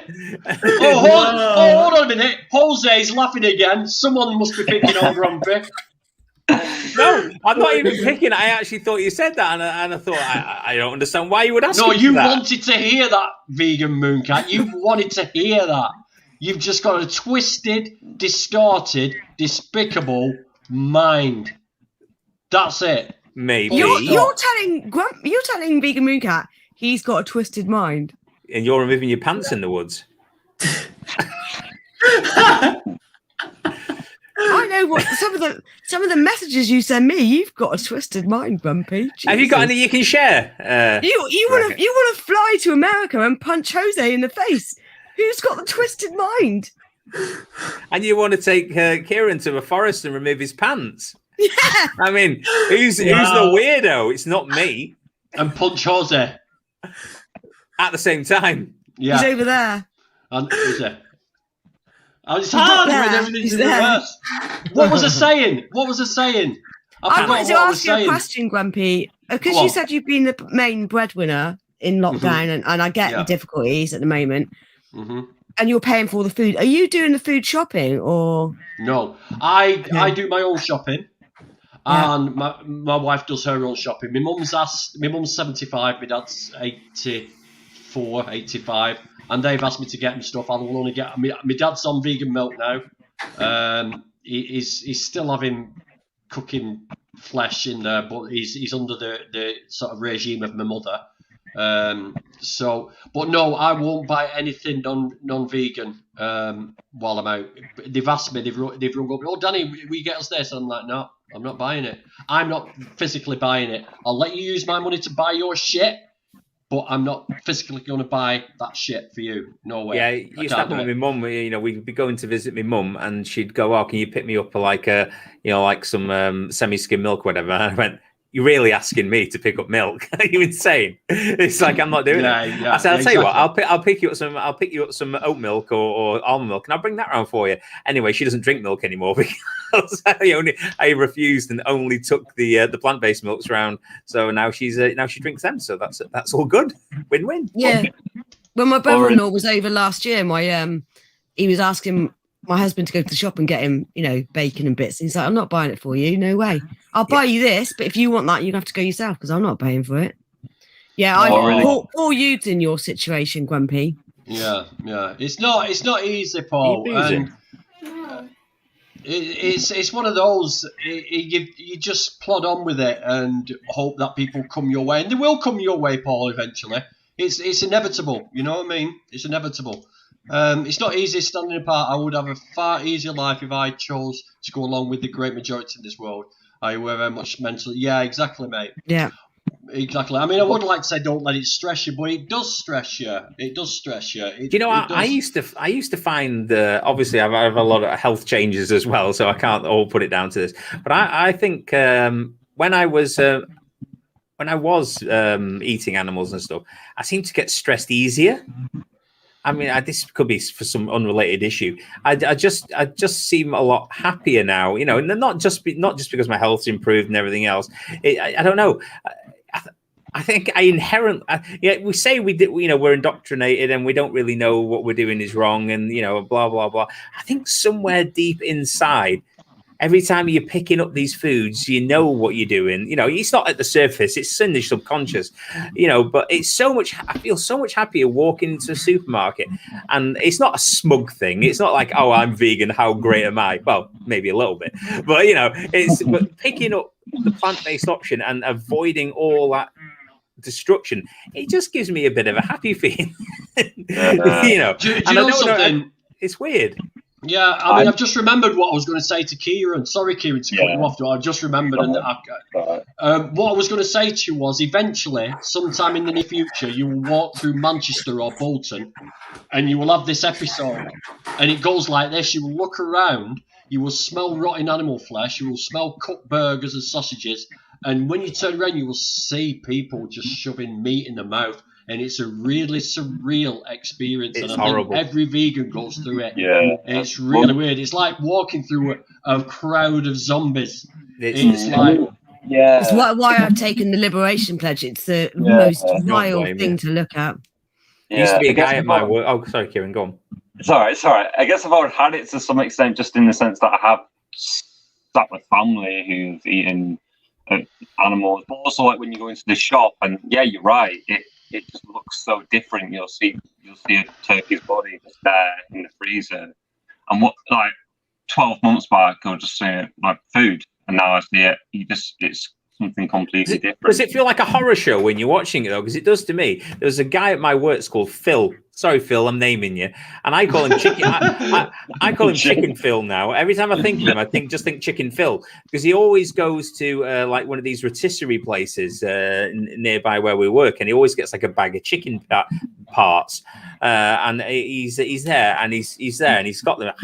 He's sinking his teeth in. All the chicken grease is going down his chin, and he's ripping at the skin and the flesh. And it's like it's going in slow-mo. And I'm looking at him like, you filthy bleep.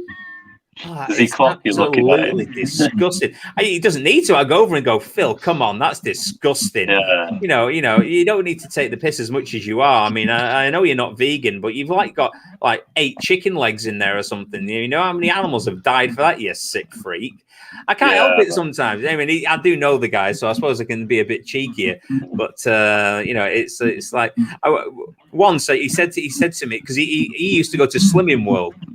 So Slimming World, eating chicken as much as you like is a free food. You don't have to regulate it. You can eat as many dead corpses as you like. You can eat a plate full of dead animal parts, and that's fine on their diet. So he was going to me, and I'd lost about 10 stone at that point. And he said, Slimming World where there's always fat people who run it. It's always the fat people who run it. Yeah, that's the one. But yeah, so he was going out. He's going. I was there. I think I was having avocado on toast or something. And he goes, on Slimming World, avocado's not allowed. I said, all right then. I said, that's weird. I said, it's really healthy. And there he is with his chicken. I think I'm getting interference from your mic, mate. Shouldn't be. It's over there.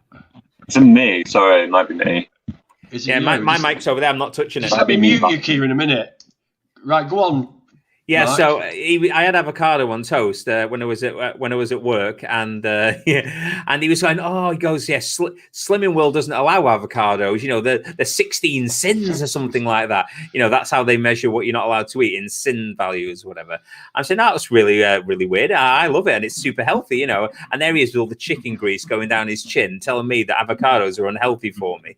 And then he goes, how much have you lost now? And I said, like 10 stone, I think it was at the time. He goes, oh my God. He goes, how have you done that? I said, eating avocados. Avocados. I said, it's a good fat though. I said, and other healthy plant foods. I said, I don't eat dead animal parts, and no, I don't eat anything else to do with animals, and that's it. He goes, I could never do that. I said, right, I'm sure you could, Phil. You're just choosing not to.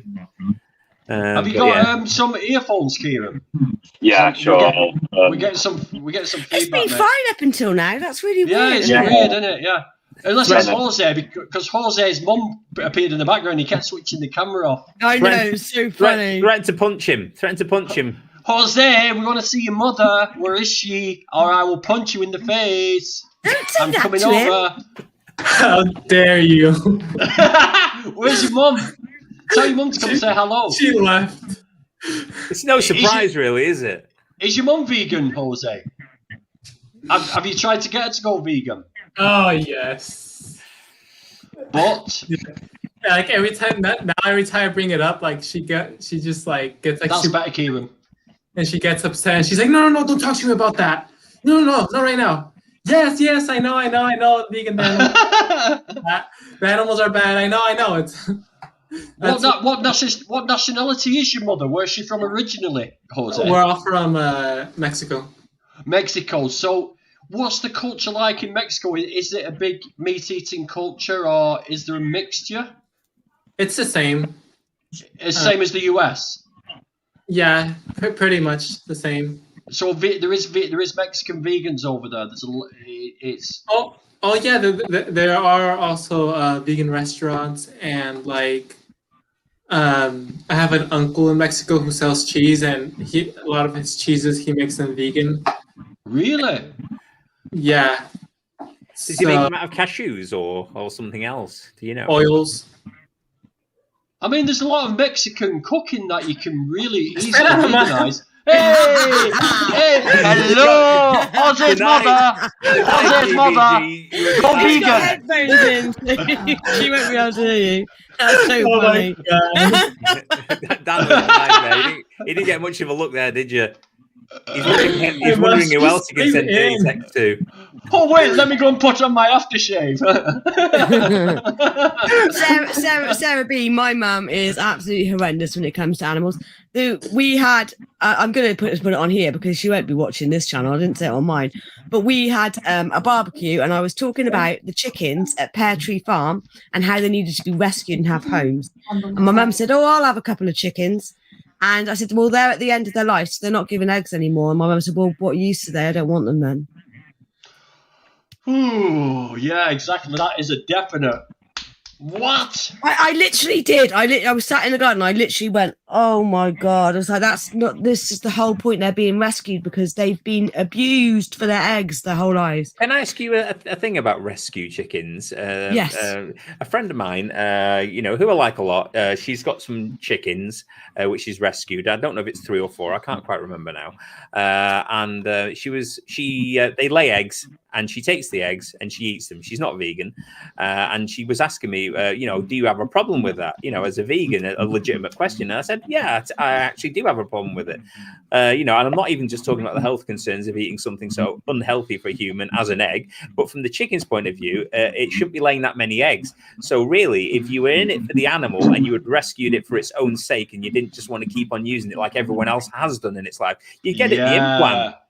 You'd get it the implant. You're not bad off for cash. You could afford to do it. You could stop it wrecking its reproductive system by continually laying eggs, and give it a longer, healthier life. So if you rescue the chickens and you expect nothing from them, and you have the implant done to save it from damaging itself like it has, like it's going to do, yeah, no problem with that.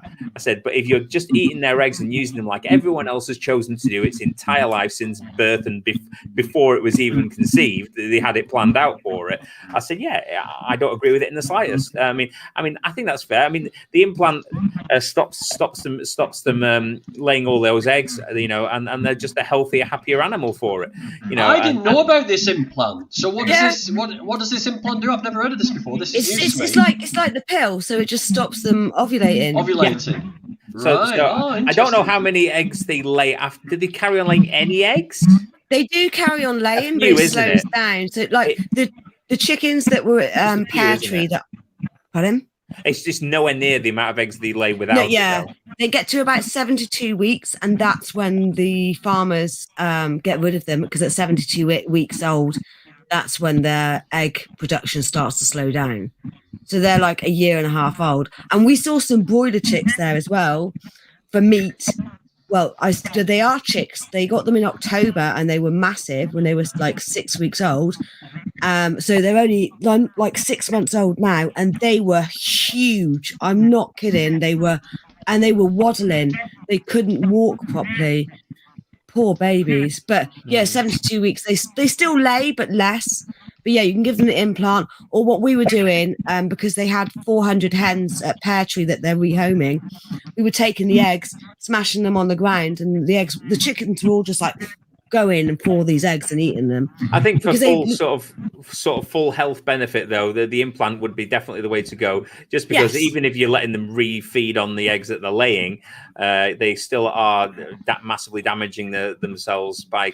I mean, even though it's slowed down after that time period when a lot of people would have maybe a rescued one, it's still considerably more than they really should be laying, isn't it? So, yeah, they should only be laying like I think it's like 12 a year or something. Yeah, it's really small a year. Yeah, it's very small, like you say. Yeah. So getting that implant to stop them ovulating is definitely the responsible thing to do. If you actually are rescuing them for a completely and utterly non-selfish reason. Yeah, but my mum said, well, they're not giving me any eggs, so what's the point of them? I said, well, you've got a dog and your dog doesn't give you anything. What's the point of her? Well, we do. I mean, I get lots of kisses from Jerry, my dog. So. Well, that's what she said. She goes, oh, well, she gives me love. I said, well, a chicken can give you love. They can. Yeah. Kieran, have you got any questions or anything you want to ask us? Is this something that you felt a little bit too dumb to ask, and something that might be obvious to you that you're not sure about? Anything pants related? Nothing pants related in sanctuaries. Pants related. I love the mooncat. Yeah, I mean, we still want to this acting off. Yeah, I guess so. Like, I don't know if it's a bit heavy. It's not like it is vegan related, but it kind of isn't as well. With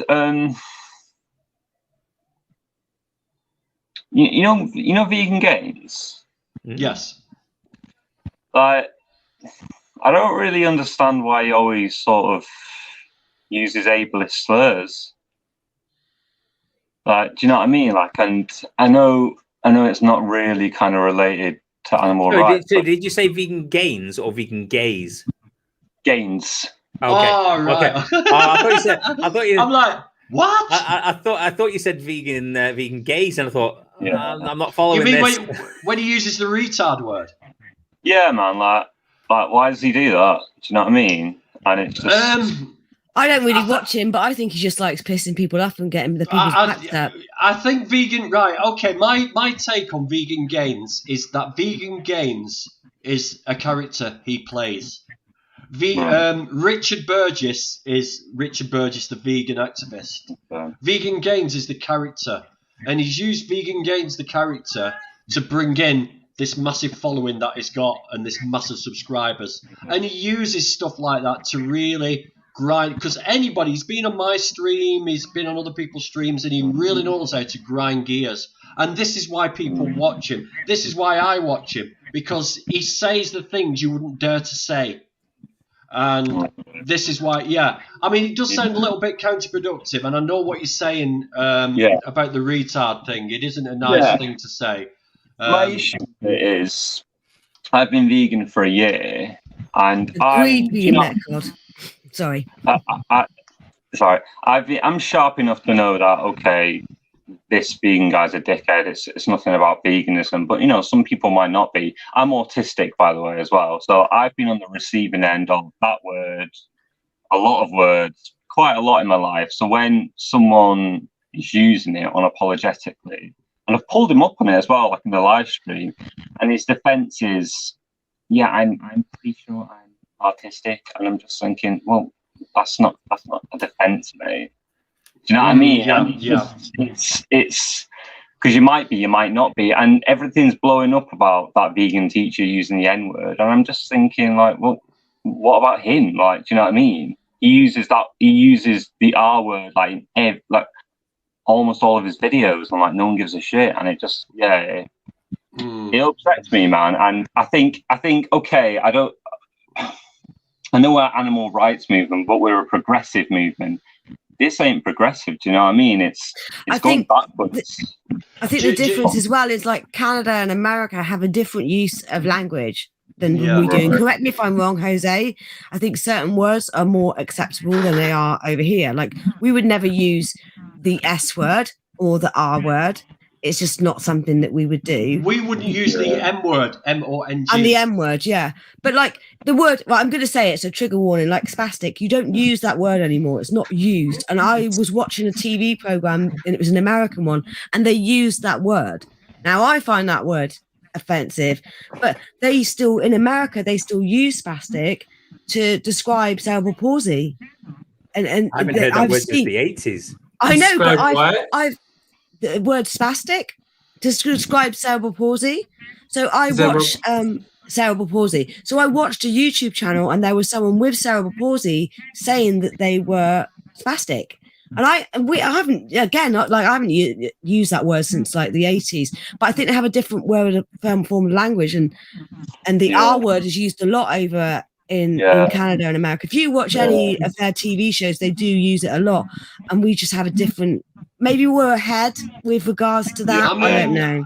Personally, I see autism as a bonus to some people, Kieran. I mean, Vegan Gaze seems to think he is. I don't know why he hasn't been tested or anything for it. Yeah. His talent seems to be soaking up information very, very quickly. Or, all right, there's counterproductive things with it. I mean, you might not be very good in social circles. You might, but not all autistic people are the same. There are higher functioning autistic people, or the spectrum. Even if the word R word was a descriptive term that people used, I would not use that term on autistic people, because I don't see autistic people in that sense. I guess it's not. I guess it's not really the point. And do you know what I mean? I think high functioning, low functioning, these are kind of unhelpful as well. Like the spectrum's a circle, not a line. And I think, I'm sorry to like be bitching about Vegan Gains loads, but on his video, listen, mate. I can't watch him sometimes. His voice winds me up. I can't listen to him. His voice just grates on me. I like it when he's in. I used to like watching him when he was imparting a lot of information. I think he's very good, like Grumpy says there, at actually taking information. And when he was doing some of the things which I felt there was slightly, this felt more educational. You know, he was telling a lot of nutritional facts and other such things, and I found a lot of that very, very useful. But then there's other times where I literally have to turn the stream off because I can't be arsed listening to it anymore. It's like when he had Leo Venus on, and this was after John Venus had come out. He's no longer vegan, and he was there, and he wasn't really defending his brother, brother's choice, but it's still his brother, isn't it? And Vegan Gays kept saying, "Your brother's a piece of shit. Your brother's a piece of shit. Your brother's a piece of shit," and he just kept saying it and saying it and saying it. I thought, I can't watch it anymore. It's totally disrespectful to go to a man's face and keep calling his brother that, because he loves his brother, whether or not he's vegan or not. And he's obviously was holding out hope that he could get through to his brother more than likely, and blah blah blah. And he doesn't want to hear that about one of his loved ones, does he? But Richard doesn't care. He kept saying it and saying it and saying it because that's how he feels. So he just doesn't care. He's no filter, has he? I find him quite childish as well, because sometimes he's like, when he's mimicking someone, he's like, and does this horrible voice. Sometimes I find that amusing. Why are you being such a kid? Like, grow up. I think that Vegan Gains really doesn't give an absolute fucking shit about who he pisses off and who he upsets. And he does it for reaction. He likes a lot of vegans. Unfortunately, Kieran, one thing you're going to find out is a lot of vegans like drama. Yeah, and I just that's humans, though, isn't it? Generally. And I just don't think we should. I don't think we should tolerate it. Do you know what I mean? I don't think we should be complicit with him being like that. The thing is, like on his video with You Grumpy Vegan Grandad, I think he was like talking about his experience in school at one point, and he was talking about a girl who got bullied, and he said she was mentally challenged, and then he said, I think she got hit by a bus and she was autistic. And I was like, what does that even mean? And then, like, not even 60 seconds later, he's self-diagnosing. And I'm just thinking, you're disrespecting like a group of people big time here. Do you know what I mean? You see, the thing is, Kieran, because I'm not part of that side of things, I don't pick up on it. So you're more sensitive to these things, and I'm more. I was more concerned with. I wanted to find out about his past, to find out why he was the way he was and his life and everything. So you don't. I don't get triggered on things like that, whereas you will, obviously. I mean, he's not like that because he's vegan. He's like that just because that's how he is. It's coincidence that he's also vegan. If he was a meat eater and he had a carnivore channel, he'd be exactly the same person, and he still wouldn't give a shit. What people thought. So but I know what you mean. It's. I mean, people that go in there and they watch him and he's acting in a certain way. Maybe some people like it. Maybe it'll turn some people off veganism. But at the end of the day, he doesn't care. Jordan Penter, if you want to come on, just hit the link. There's a link in the chat if you want to come and talk about why you try not to source your meat from industrialised farm, which is, if you're in the UK, it's practically impossible. Or if you've got an absolute shitload of money, you can get your massaged grass-fed cows that are kept in a holiday camp with a swimming pool. But you're welcome to come on and debate us about this. Scroll up. He said, to be honest, I don't like the taste of the food. So I don't like the taste of food. You don't like what? You don't like carrots? You don't like pasta, rice, potatoes, potatoes, spinach, tomato, tomato-based pasta sauces. I hate that. Why do non-vegans say, I don't like vegan food? What, you just 3/4 of your plate is vegan. Come on. Hang on a minute. Grumpy, get your fists out. I'm getting my fists out now. I'm just about to put the fist in the comments, and boom. There we go. Hit that, and come on. In all Jordan, in all chat to us. seriousness, you know, we're having a joke there, but yeah, like Grumpy says, come in and tell us what's so disgusting about vegan food. I will restrain myself from my normal trying to be humorous, you know, which could be misconstrued as like overbearing bullying, maybe. I don't know, but nice T-shirt, by the way, Grumpy. I'll keep myself shut. Nah, it's my favourite T-shirt. I'm going to buy it as a bag next. I went with my son to have his vaccine today, and I walked in the doctor's with that, with my chest puffed out and my guns out again, like that. Saying, Guns. Yeah, my food didn't. It's amazing what reaction this T-shirt gets. I know, I love it. It sends cogs turning. What does that mean? My food didn't beg for mercy, and you can see them trying to work it out, and they're on that plane. It's a really amazing T-shirt. Defender of animals. Defender of animals. Defender of Animals, yep, look them up. I haven't seen him. They donate 100% of their profits to I haven't animal seen him sanctuaries. around for a while. Have I just missed him? He's not been doing any lives. He's working really hard for plant-based news now. So just hit that link, Jordan. Just hit the link, mate. You should be able to come on. There shouldn't be nothing stopping you. We can have up to 8 people on here, so there's no limit. Six. Well, there's only 5 on, so we've sorted. Yeah, come on, Jordan. Come on, have a go. You think you're enough. Don't put Jordan off. I don't know if Jordan's male or female, so I won't. I don't care. I punch anyone, mate. Anyone. Yeah, equal opportunities puncher. Yeah. Jose's first, and then when I'm in Blackpool, Mooncat's next. And then me and Kieran are going to get our pants off. Don't you worry. You tried to get me. You have to go through Jerry, and Jerry will not tolerate it. But anyone who doesn't know, Jerry's a dog who's about this size. Beautiful. It's so cute. It's amazing. I tell you what, I got so upset the other day when he was limping around and he didn't seem himself, and I was going, "What's wrong with Jerry?" You know, and he just had like this massively infected toe, and you know, I was like, he's only been living with us for a few months, but I was getting so emotional about him being sick. I couldn't stand it. You know, it's just really got to me, and you know, we took him to the vets. They gave him some antibiotics and stuff, and he's really cleared up now. Oh, there he is. Talk of the devil. Oh, I love you. He's a good boy. Jerry. Right up. He has this talent. He has such a small nose that when he licks your nose, he gets you right up. He's licking your brain. It's just really crazy. But yeah, antibiotics, 83 quid. And normally I complain, but I think I'd sell like both my legs to make sure he was okay. Okay, hi Jordan. You alright, guys? Hello there. How are you? Yeah, doing good. Hi. You guys alright? So come on, tell us all about it. Tell us all about it. You don't like food. What food don't you like? I just don't think vegan food is that tasty. And I've tried a lot of ones.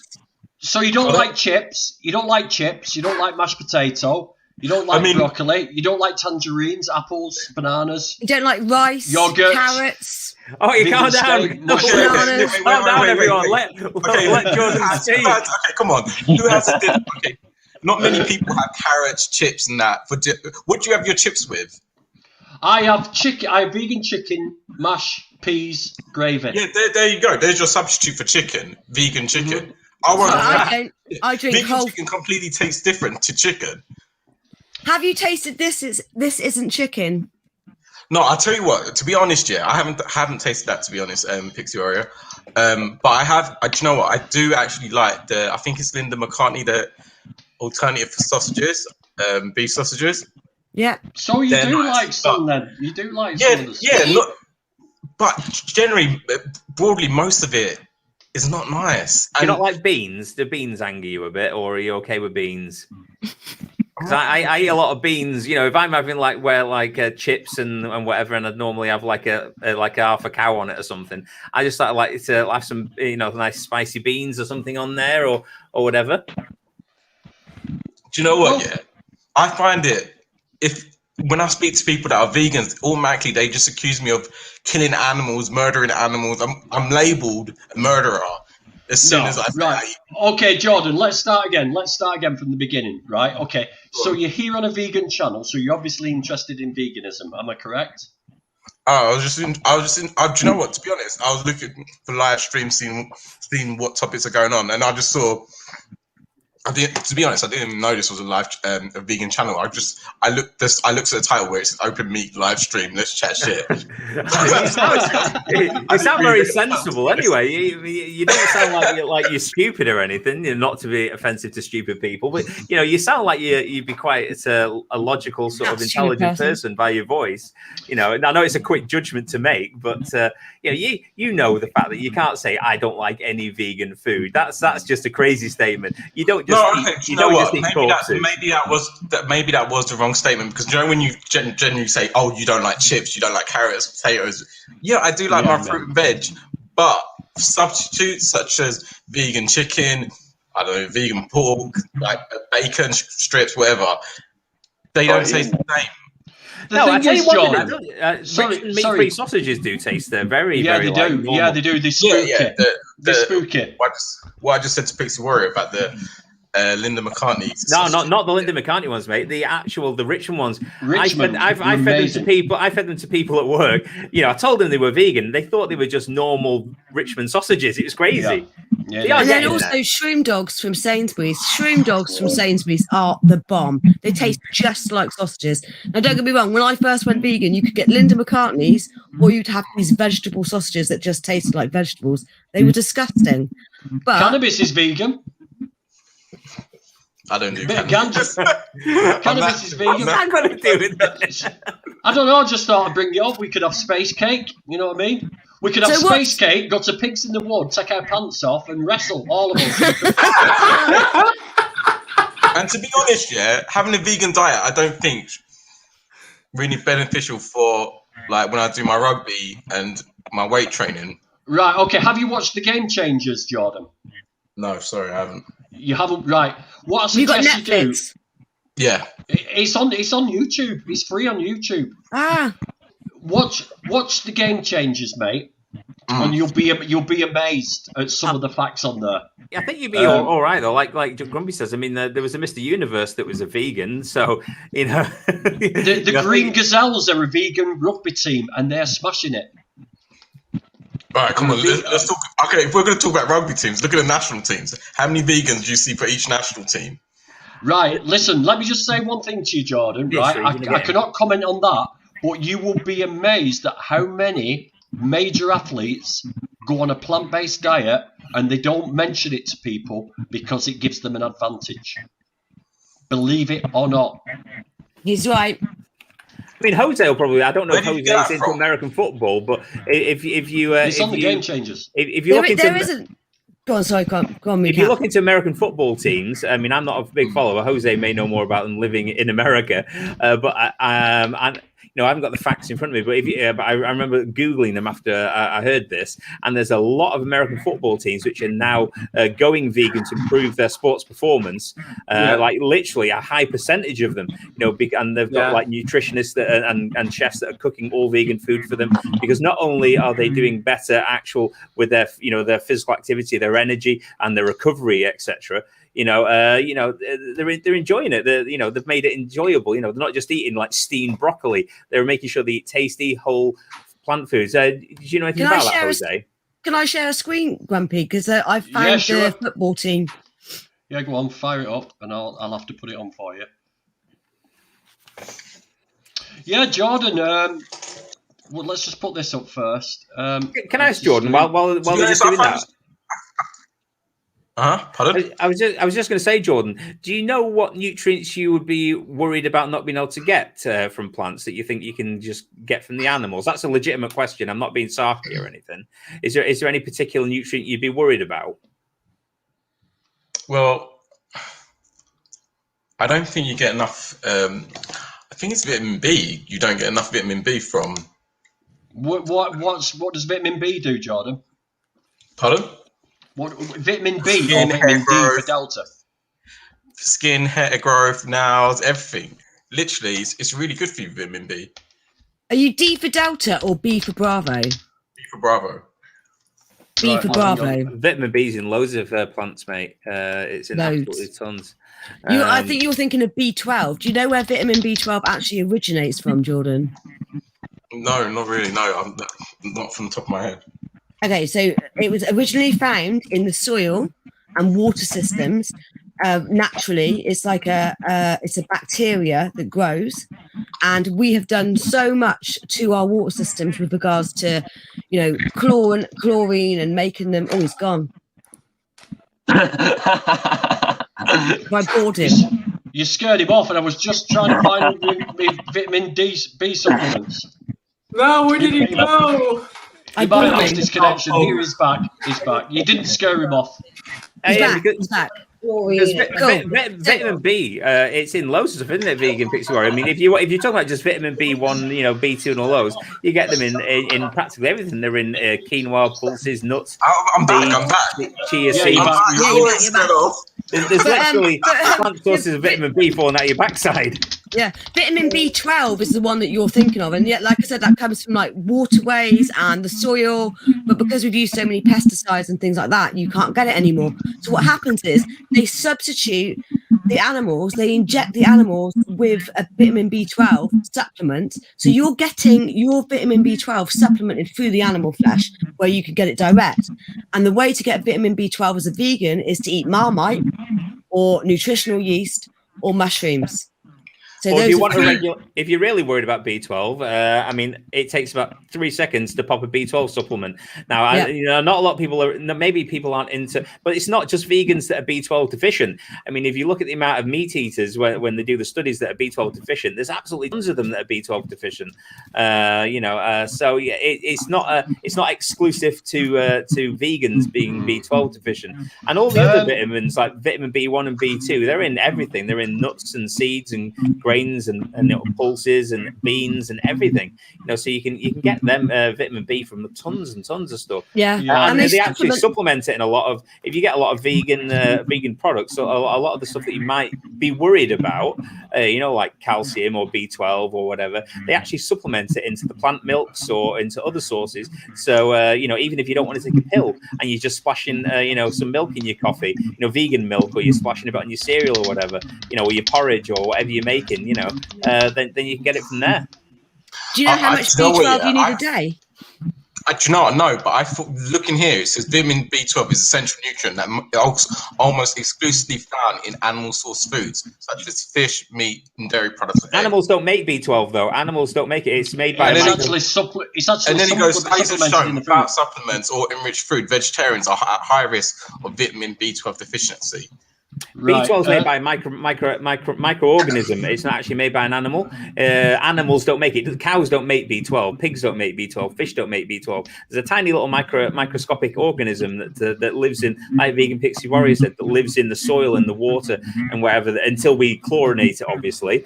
It lives in there.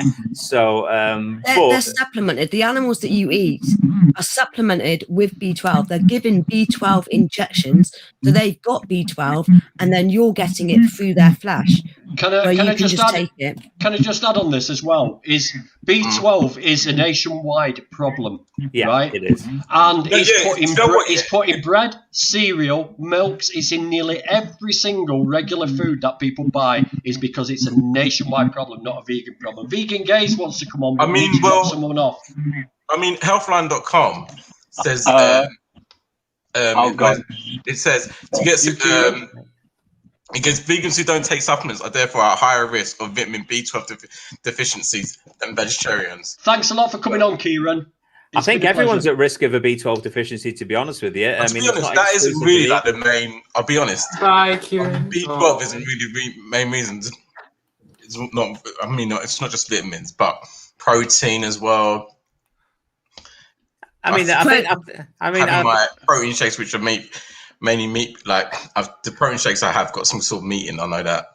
Yeah, no, they've got whey protein for the most part. They're mostly made of whey protein, but you get a lot of vegan protein shakes made by companies like Vivalve and and even some of the other companies such as I'm on vegan protein. The Protein Works do one as well. I mean, the protein works. They were a vegan one, which has got like 5 different sources of plant protein in, so not just one. And it also is fortified with about 20 other minerals and vitamins to make sure that you're covering all bases. If that worries you, you know, so you don't have to take any other supplement, you can get that at the same time as you normally knock it back a shake anyway. And you know, you don't have all the other aspects of the cholesterol, which is bad for you, can cause you heart disease, which you'll get from the whey protein in the protein powder. You also then don't have stuff like all the heme iron and all the other dodgy things that are in animal products, which is going to damage you. So I mean, you're talking about things that you worry about not getting, but it doesn't sound like you're too worried. And I'm not being rude, sorry. You're not thinking about the things that you're getting with those products. Yeah, they give you iron, they give you, but you're getting B12 from the animal flesh, you're getting protein, you're also getting saturated fat, trans fat, cholesterol, heme iron, hormones, and a ton of other stuff, which is probably, you know, and I'm not a sportsman, but you know, I've read enough to know that, you know, that is probably harming your sports performance. Can I first say hello to Ellie, Vegan Gaze? Hi, Ellie. Hello, Ellie. Can I just ask JP something? Yes, you are. Go ahead. Yeah, sorry. So you know where you're citing this from? Hello, by the way. What are you citing? Where is it from? All right, hold on. I'll put in the chat.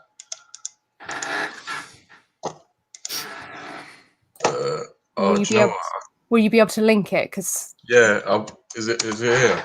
that's okay. So this is what I was worried about. Like Healthline, I believe they're an article site for health. What you want to do? Are you familiar with the hierarchy of scientific evidence? No, I'm not. Okay, so when we're looking for reliable data, we're looking for things like peer-reviewed studies. We're looking for cohort, randomized controlled trials. Are you familiar with the position of the Academy of Nutrition and Dietetics on vegetarian diets and vegan diets? No. Okay, so basically, do you know what a peer-reviewed paper is? I've heard of the term used, but no. I didn't know before I went vegan. Okay, so it's fine. So basically, peer-reviewed paper is the world's leading experts to come together and they look at various studies on a given topic, and then they come to a conclusion. So I don't know if you've seen referenced the Academy of Nutrition and Dietetics. Was it about 30,000? Was it about 30,000? It's like a ridiculous amount. It's a massive amount. And they're not vegans. They are just nutrition dietetic experts. Yeah, and their position is that an appropriately planned vegetarian, including vegan diet, is healthful, nutritionally adequate, and may provide health benefits for the prevention and treatment of certain diseases. Like Mooncat said, you know, it can come with reduced risk of health conditions like ischemic heart disease, type 2 diabetes, hypertension, certain types of cancer, obesity. You know, these are our top diet-related killers. So there's very few people dying of protein deficiency. There's many people dying of all those other things Ellie just listed. I don't think anyone's dying of a protein deficiency, No. like unless they're first dying of like starvation. There's protein in everything. Regardless of that, let's just go around. Grumpy, how long have you been vegan? 5 years nearly now. Mooncat, how long have you been vegan? Coming up for 4. Jose, you? 6 years. Ellie, you? Nearly 7. I'm coming up to 4. None of us are dead yet. I feel a bit ropey though. I do feel a bit ropey. Even though maybe if Grumpy gets his way, he wants to punch us all. Yeah. My penis is way too big. My penis has gone way too big now. It's 3 inches off the floor. He married a woman with small hands. Grumpy vegan granddad is in his 50s and he weight trains. He goes to the gym. He runs every day. 21k. Yeah, I just went for a run with the doggy, so I'm feeling great. And then one of the world's heavy weightlifting champions is vegan. And when you watch Game Changers, you'll see him on there. And he's this amazing guy. And he has this saying in the film. And he says, people say they want to be as strong as an ox. What does an ox eat? Yeah. Haribo. It's not like we're having a go at you. I mean, you're not alone in the way you're thinking. You know, there's a lot of people honest, I in the world who respect what think you're the saying. same. You know, there's a lot of people who think just like you are worried. Go on, JP. Do you know what? Primarily, the reason why I eat meat is because I enjoy the taste of meat. Yeah, of course. That's a good honest answer. I do. I love meat. I love steak.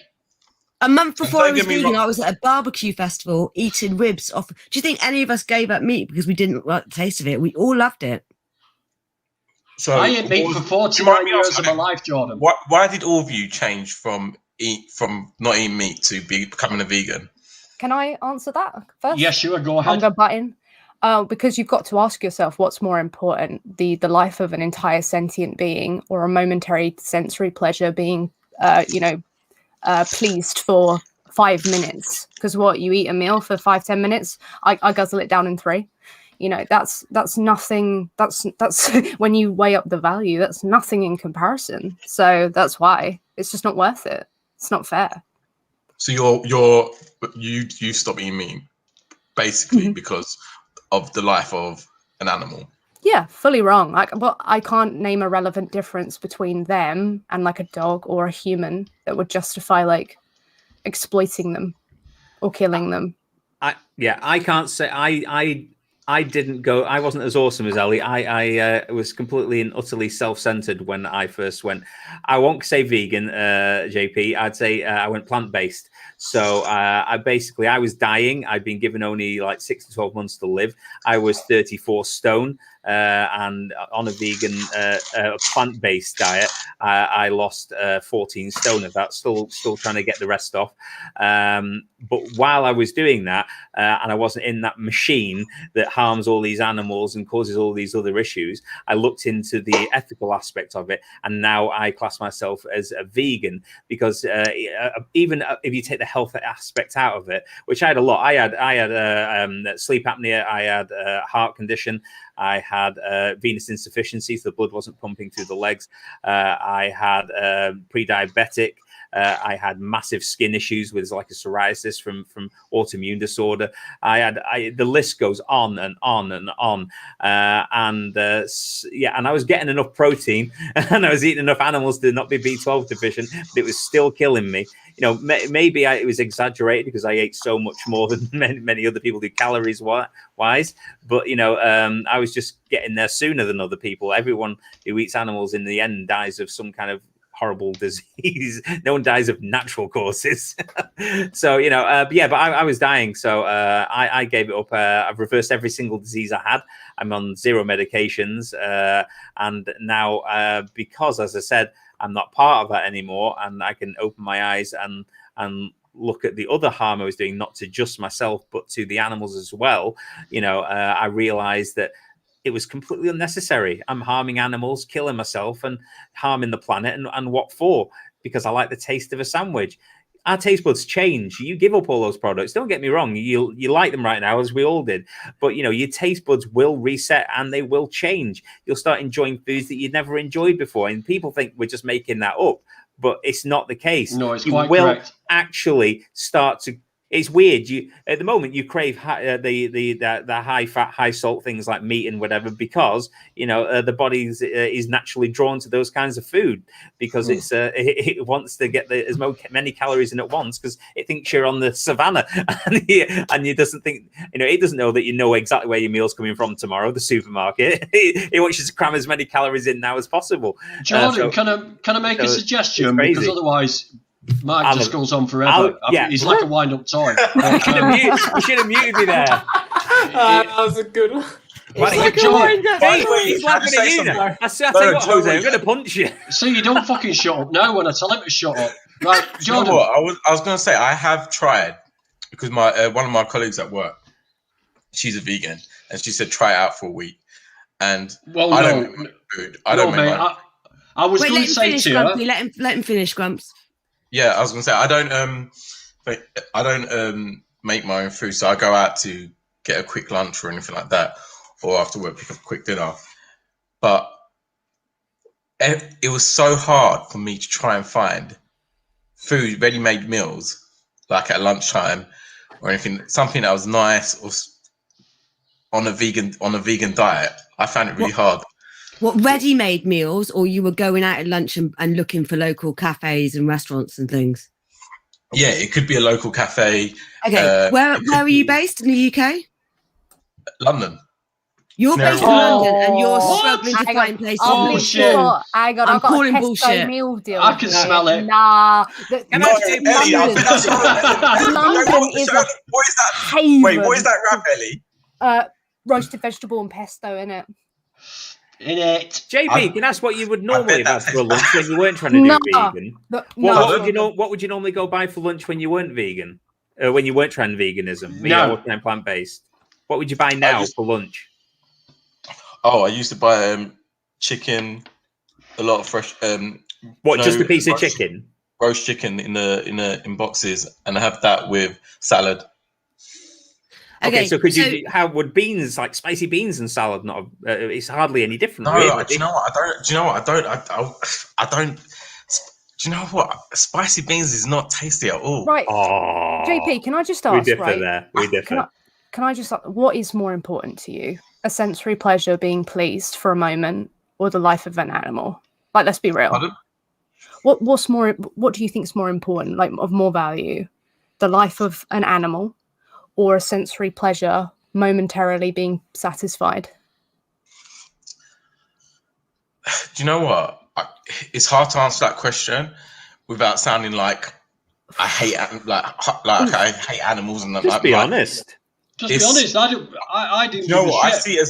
I see it as the food chain. I mean, we're at the top, and I'm it goes definitely down. not. I get somebody to do all the work for me. That's how I see it. That's how I see it. What animal do we eat in the supermarket that exists naturally out in the food chain? Because we selectively bred every single one of them and confine them in a farm, and then we pay someone else to go kill them and cook them up for us. So how is that food? To be honest, do you know there are actually grass-fed meat product like animals that there's farms? Okay, but what difference does that make? Where you can buy them. What difference would that make? They still end up in the same slaughterhouse, JP. So they still go. Have you ever seen slaughterhouse? I haven't researched into it, but I think there is. There's a website called pastureforlife.org. Have a look at that. JP, I've seen these things, and let me tell you, right? One, that still wouldn't function within the food chain. It still wouldn't apply to your argument. And two, 95+% of the animal products that we see today and consume are factory farmed, and they have to be due to the efficiency. Like there's 8 billion of us. We kill 2.7 trillion animals every single year. You're not going to get them in those conditions anyway, realistically. And even if you do, it doesn't operate within the food chain, does it?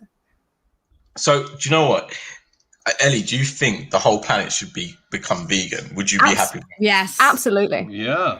And with the food chain, come on, let's be real. Do you think that realistically will happen with all different cultures?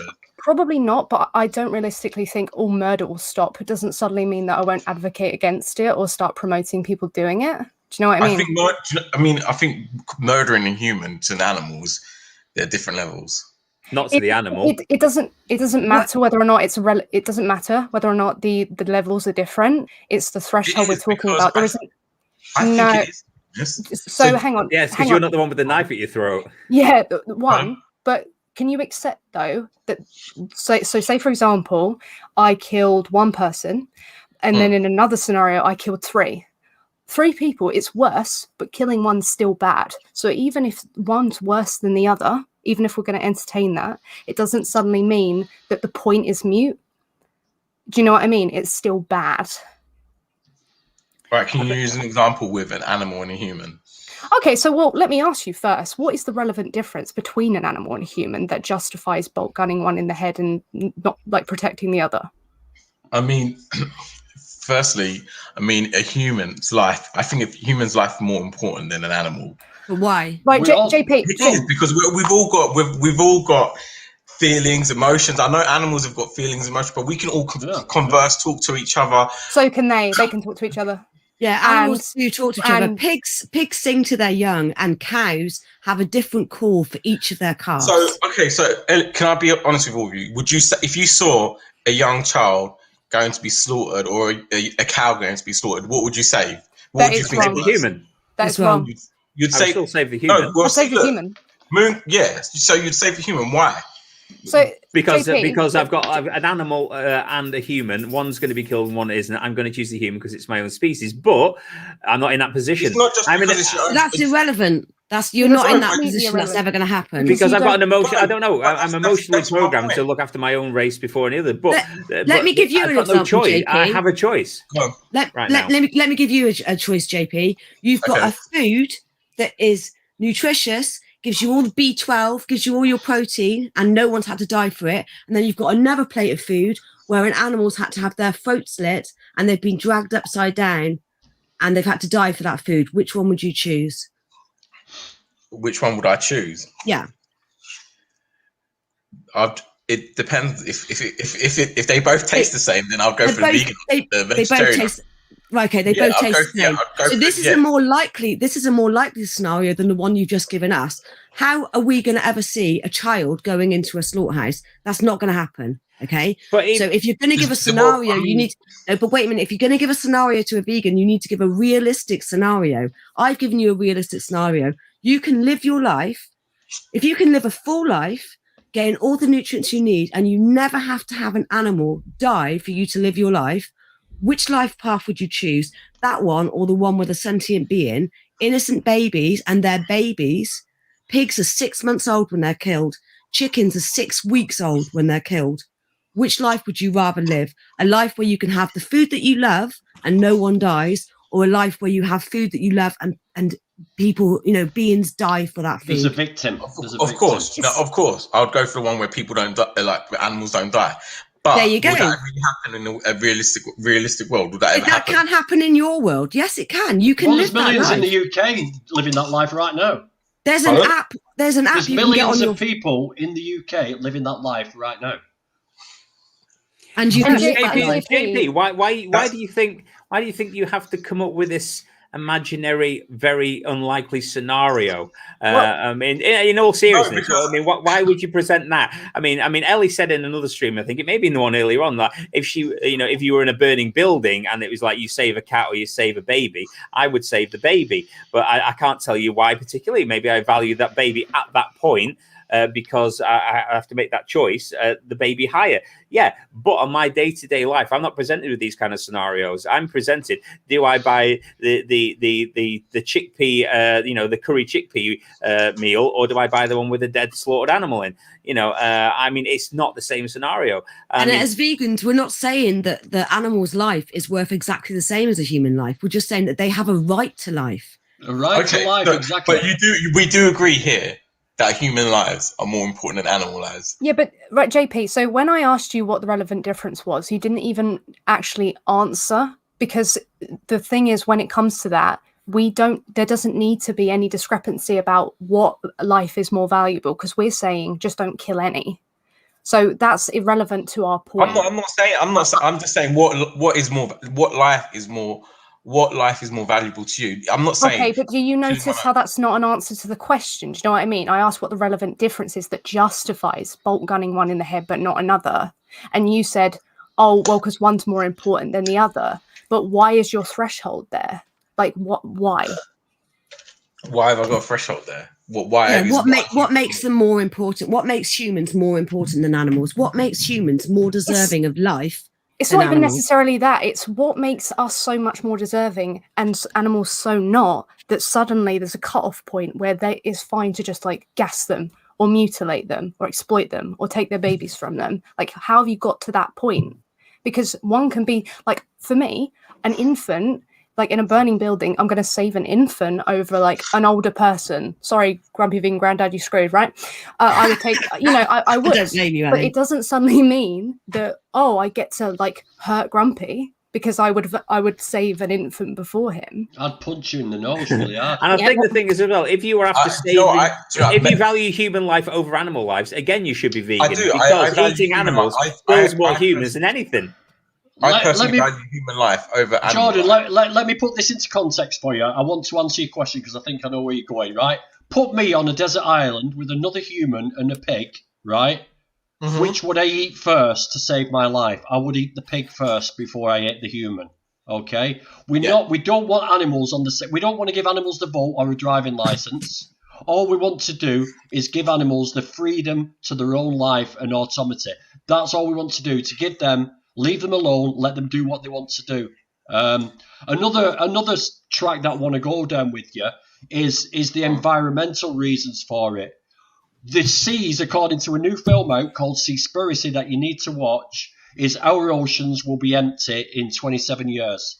That means there's nothing. That's the end of the planet. That's the end of the human race. Food will go skyrocket through the ceiling. You won't be afford to eat. You won't have your luxury. You won't have your iPhones. Everything will go to shit if we don't so you're saying, stop. Wait.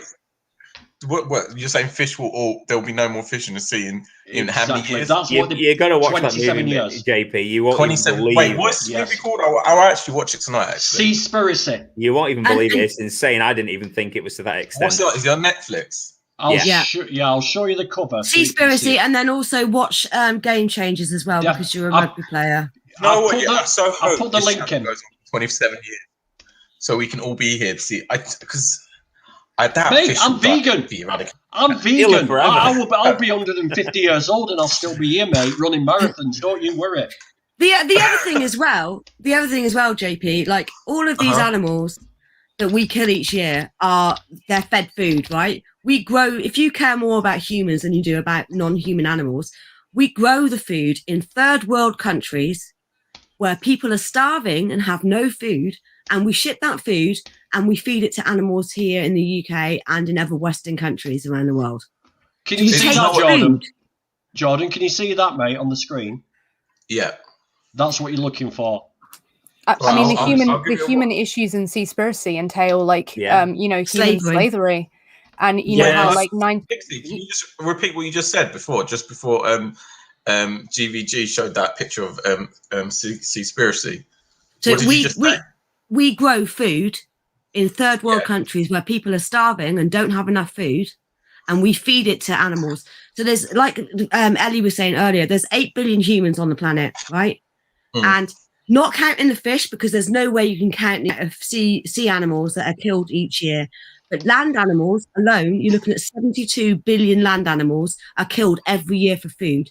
Now they all have to feed, and they all have to eat something. And a cow, lot more than a human. A cow has to eat like 250 pounds of grain a day. 250 pounds of grain. Like no human could eat that. And we're growing it in third world countries, shipping it to the UK, to the US, other Western countries, and feeding it to animals. 6 million people on this planet are in food poverty or starving, yet we grow enough food to feed 75 billion animals. I think that's really bad. I mean, shipping food. You're funding it. You're funding it, buddy. You're funding it. Yeah, but he didn't know. He didn't know. Like, one thing we have to remember as vegans, and I think we all have to remember this, and I think we all forget it, that none of us here, well, some vegan people were born vegan, but none of us here on this stream were born vegan. I was a meat eater for 40 years, and I thought a cow needed to be milked. Yep. You know, I thought of all these things. I had a post, and in fact, I sent it, didn't I, in our group chat, had a post on my Facebook page saying that something about men being vegetarians, like the way to a man's heart is through their stomach, unless they're a vegetarian, and then it's through their vagina. Yeah, and then it's through their vagina. That's what I said. Don't talk vaginas. I suppose that's it, JP. If you value human life over animals, you know, which is what it sounds like, which is, you know, that's that. And then if you want to save more human lives, then feed all the animals that we feed to or feed all the plants we feed to these animals to the humans, and we can end starvation. And the other thing is, I mean, most of the leading causes of death in Western society, you know, like heart disease, diabetes, and all these other things, you know, they're all caused by eating animal products. So if you really truly care about your fellow humans and want them to survive and have a happier, healthy life, then let's just stop feeding them the food that's killing them prematurely and causing them to live a terrible life. Some of the like some countries like Hong Kong, Japan, they have a high fish diet. They're like actually mostly plant-based. Actually, they don't. There is a study. No, they have a very small amount of meat in their diet. So if you look at the Asian foods, and this is something that I know a lot about because my husband is obsessed with Japanese, Korean, and Chinese food. He is obsessed.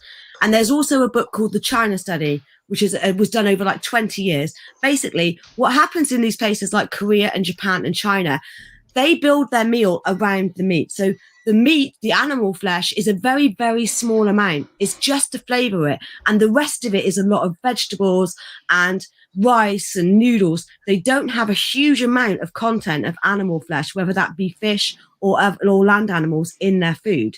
If you actually look at the recipes, it's a very small amount. Yeah, I think he's talking about the Okinawans. Now, the Okinawans eat a lot of purple sweet potatoes, and they were originally the longest living people on this planet, the Okinawans.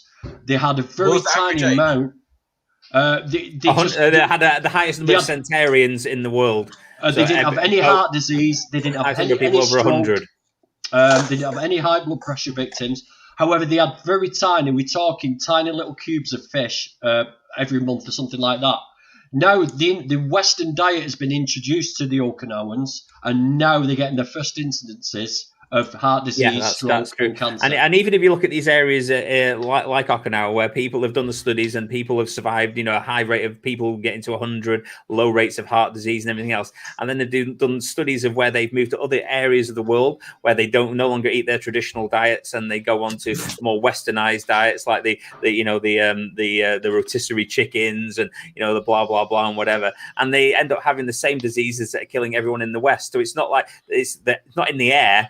It's not in the air of where they live. It's in what they ate, and it's like Pixie Warrior says. Even when you think about it, even if you look at something like sushi, for instance, like the normal sushi, you've got rice, you've got the seaweed, you've got some different like chopped up vegetables. There's a tiny little piece of fish in the middle, the smallest piece you can think of. So if you were to actually have a massive plate of sushi, the actual amount of fish you're consuming is minimal. You're mostly eating plants. And right, also, guys, can I just interrupt Pixie before we go? Listen, I'm nearly time for me to wrap this up. We've got 5 more minutes because the family is going to start moving in, switching TVs on, putting on stereos upstairs and everything. And also, UK vegan family are streaming as well. Yes, of course. Oh, are they? I was just getting notified of any of it. Can I just say? I was going to test my stream. Sorry. Sorry, JP. Can I just say I apologise if I've offended any of you lot. To be honest, I apologise. I apologise if I've offended any of you lot. No, you're right. You're only being honest. Not at all. You're only being honest. You see, the thing is, JP, that we've all come from this place you are now occupying. I enjoyed my meat for 48 years of my life. I even used to eat raw meat. I was that into it. Yeah, fillet steak, everything chopped up with lime juice just to chemically cook it. I used to love it. Now, if someone like me has decided that he doesn't want to do this anymore, there must be something in it, Jordan. There must be something in it. I've not had... This is all anecdotal, and I'll give you this as a closing statement, anecdotal. I haven't been ill in the 4.5 years that I've been vegan. My energy levels are up there. I'm fitter, I'm stronger, I'm leaner. Everything. I'm happier. My whole life has changed. And my challenge to you, mate, is just research it first, then give it 4 weeks, right, of pure plant-based diet. 4 weeks. Research it first. Don't do it tomorrow, and see how you feel, right? Can I just come back to us? Grumpy, can you share the link for the vegan switch for JP? JP, this next statement isn't going to be a kind of ageist thing, but how old are you exactly, if you don't mind saying? 29. So you see that, this is a vegan. I'm not. I wish I was 29. I am not about to say you're immature or anything like that. That's not where I'm going with this. What I'm going to say is you're eating the diet that maybe even slightly better diet than a lot of people do, because you're obviously doing a lot of exercise and stuff. So maybe you're trying to watch it more than maybe your regular person does.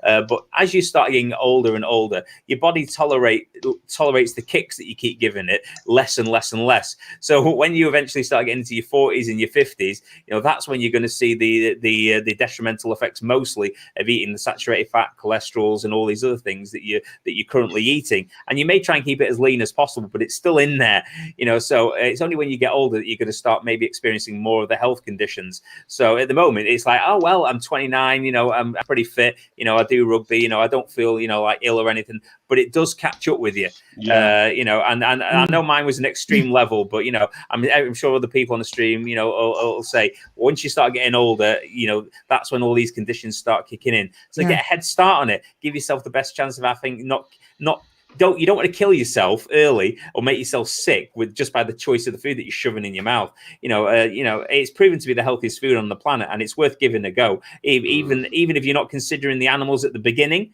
you know, do it for yourself. You know, and then obviously as you know, if you manage to get into it and you know you're enjoying it, then look at the animals as well. You know, and that'll only bolster your resolve to stay on that path. But you know, have a look into your own health if that's what will get you hooked. My closing statement is: I was born with a heart defect that I had to have surgery on when I was 16 months old. I've had heart checkups throughout my whole life. And within a year of going vegan, they said my heart was functioning as normal. I have never, in my 40 odd years of being on this planet, been told my heart is functioning as normal. You've got a bit of a dodgy nose as well, haven't you? I have got a dodgy nose. It's the lighting. But I also want to put a point what the 40-year-old vegan said. Put yourself in the animal's position. Would you be okay with what they're going through and the reasons that you've given for taking their life? If someone said that to you and you were that pig or you were that cow, how would you feel about it? Not asking you to value their lives as much as you maybe value humans, if that's not the way you want to feel, but you know, at least value them. You know, at least realize that they have a right to exist, even if you don't value them the same as a human. Even if you would save a human over a pig, it doesn't mean that you have to go kill the pig. You know, I'll shut up. As Grumpy says, I'll just keep talking. Ellie, anything you want to say just to finish off? Yeah, you may find them more important, like human beings, but still, that there's no relevant difference that you've given that justifies literally taking the entire existence away from a sentient being who's not a human being. So it's like you might find one more important than the other, but you need to find a justification for why, you know, that's a big thing that you're taking away from someone. Everything that they have, their entire experience, their entire lives, their well-being, potential, all gone. So it's like, well, you've got to have a good justification for that. And I didn't hear you name one. So, you know, I would really think about it, and I couldn't find it, and I still can't find it. But I'd invite you to like debate any one of us again, like 1-to-1, because it's a bit easier than being like dog piled. I'd happily do it.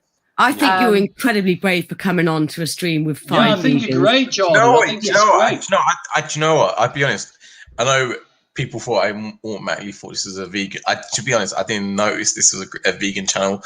I only saw the title of GVG's and YouTube videos that said something about chatting shit and stuff like that, and I thought, oh, it's just a chat room.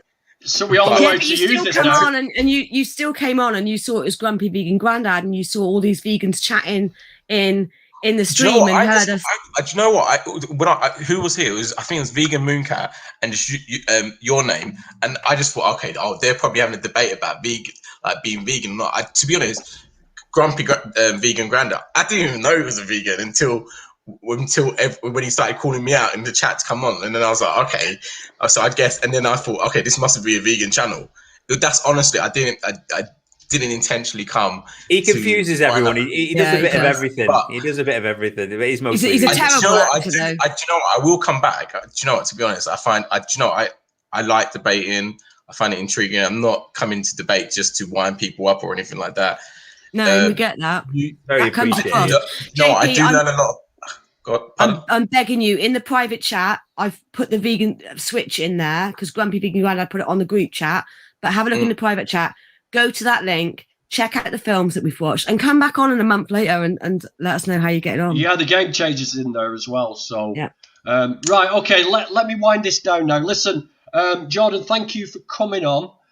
Please go on to Vegan Gaze's channel to debate her because she's so good.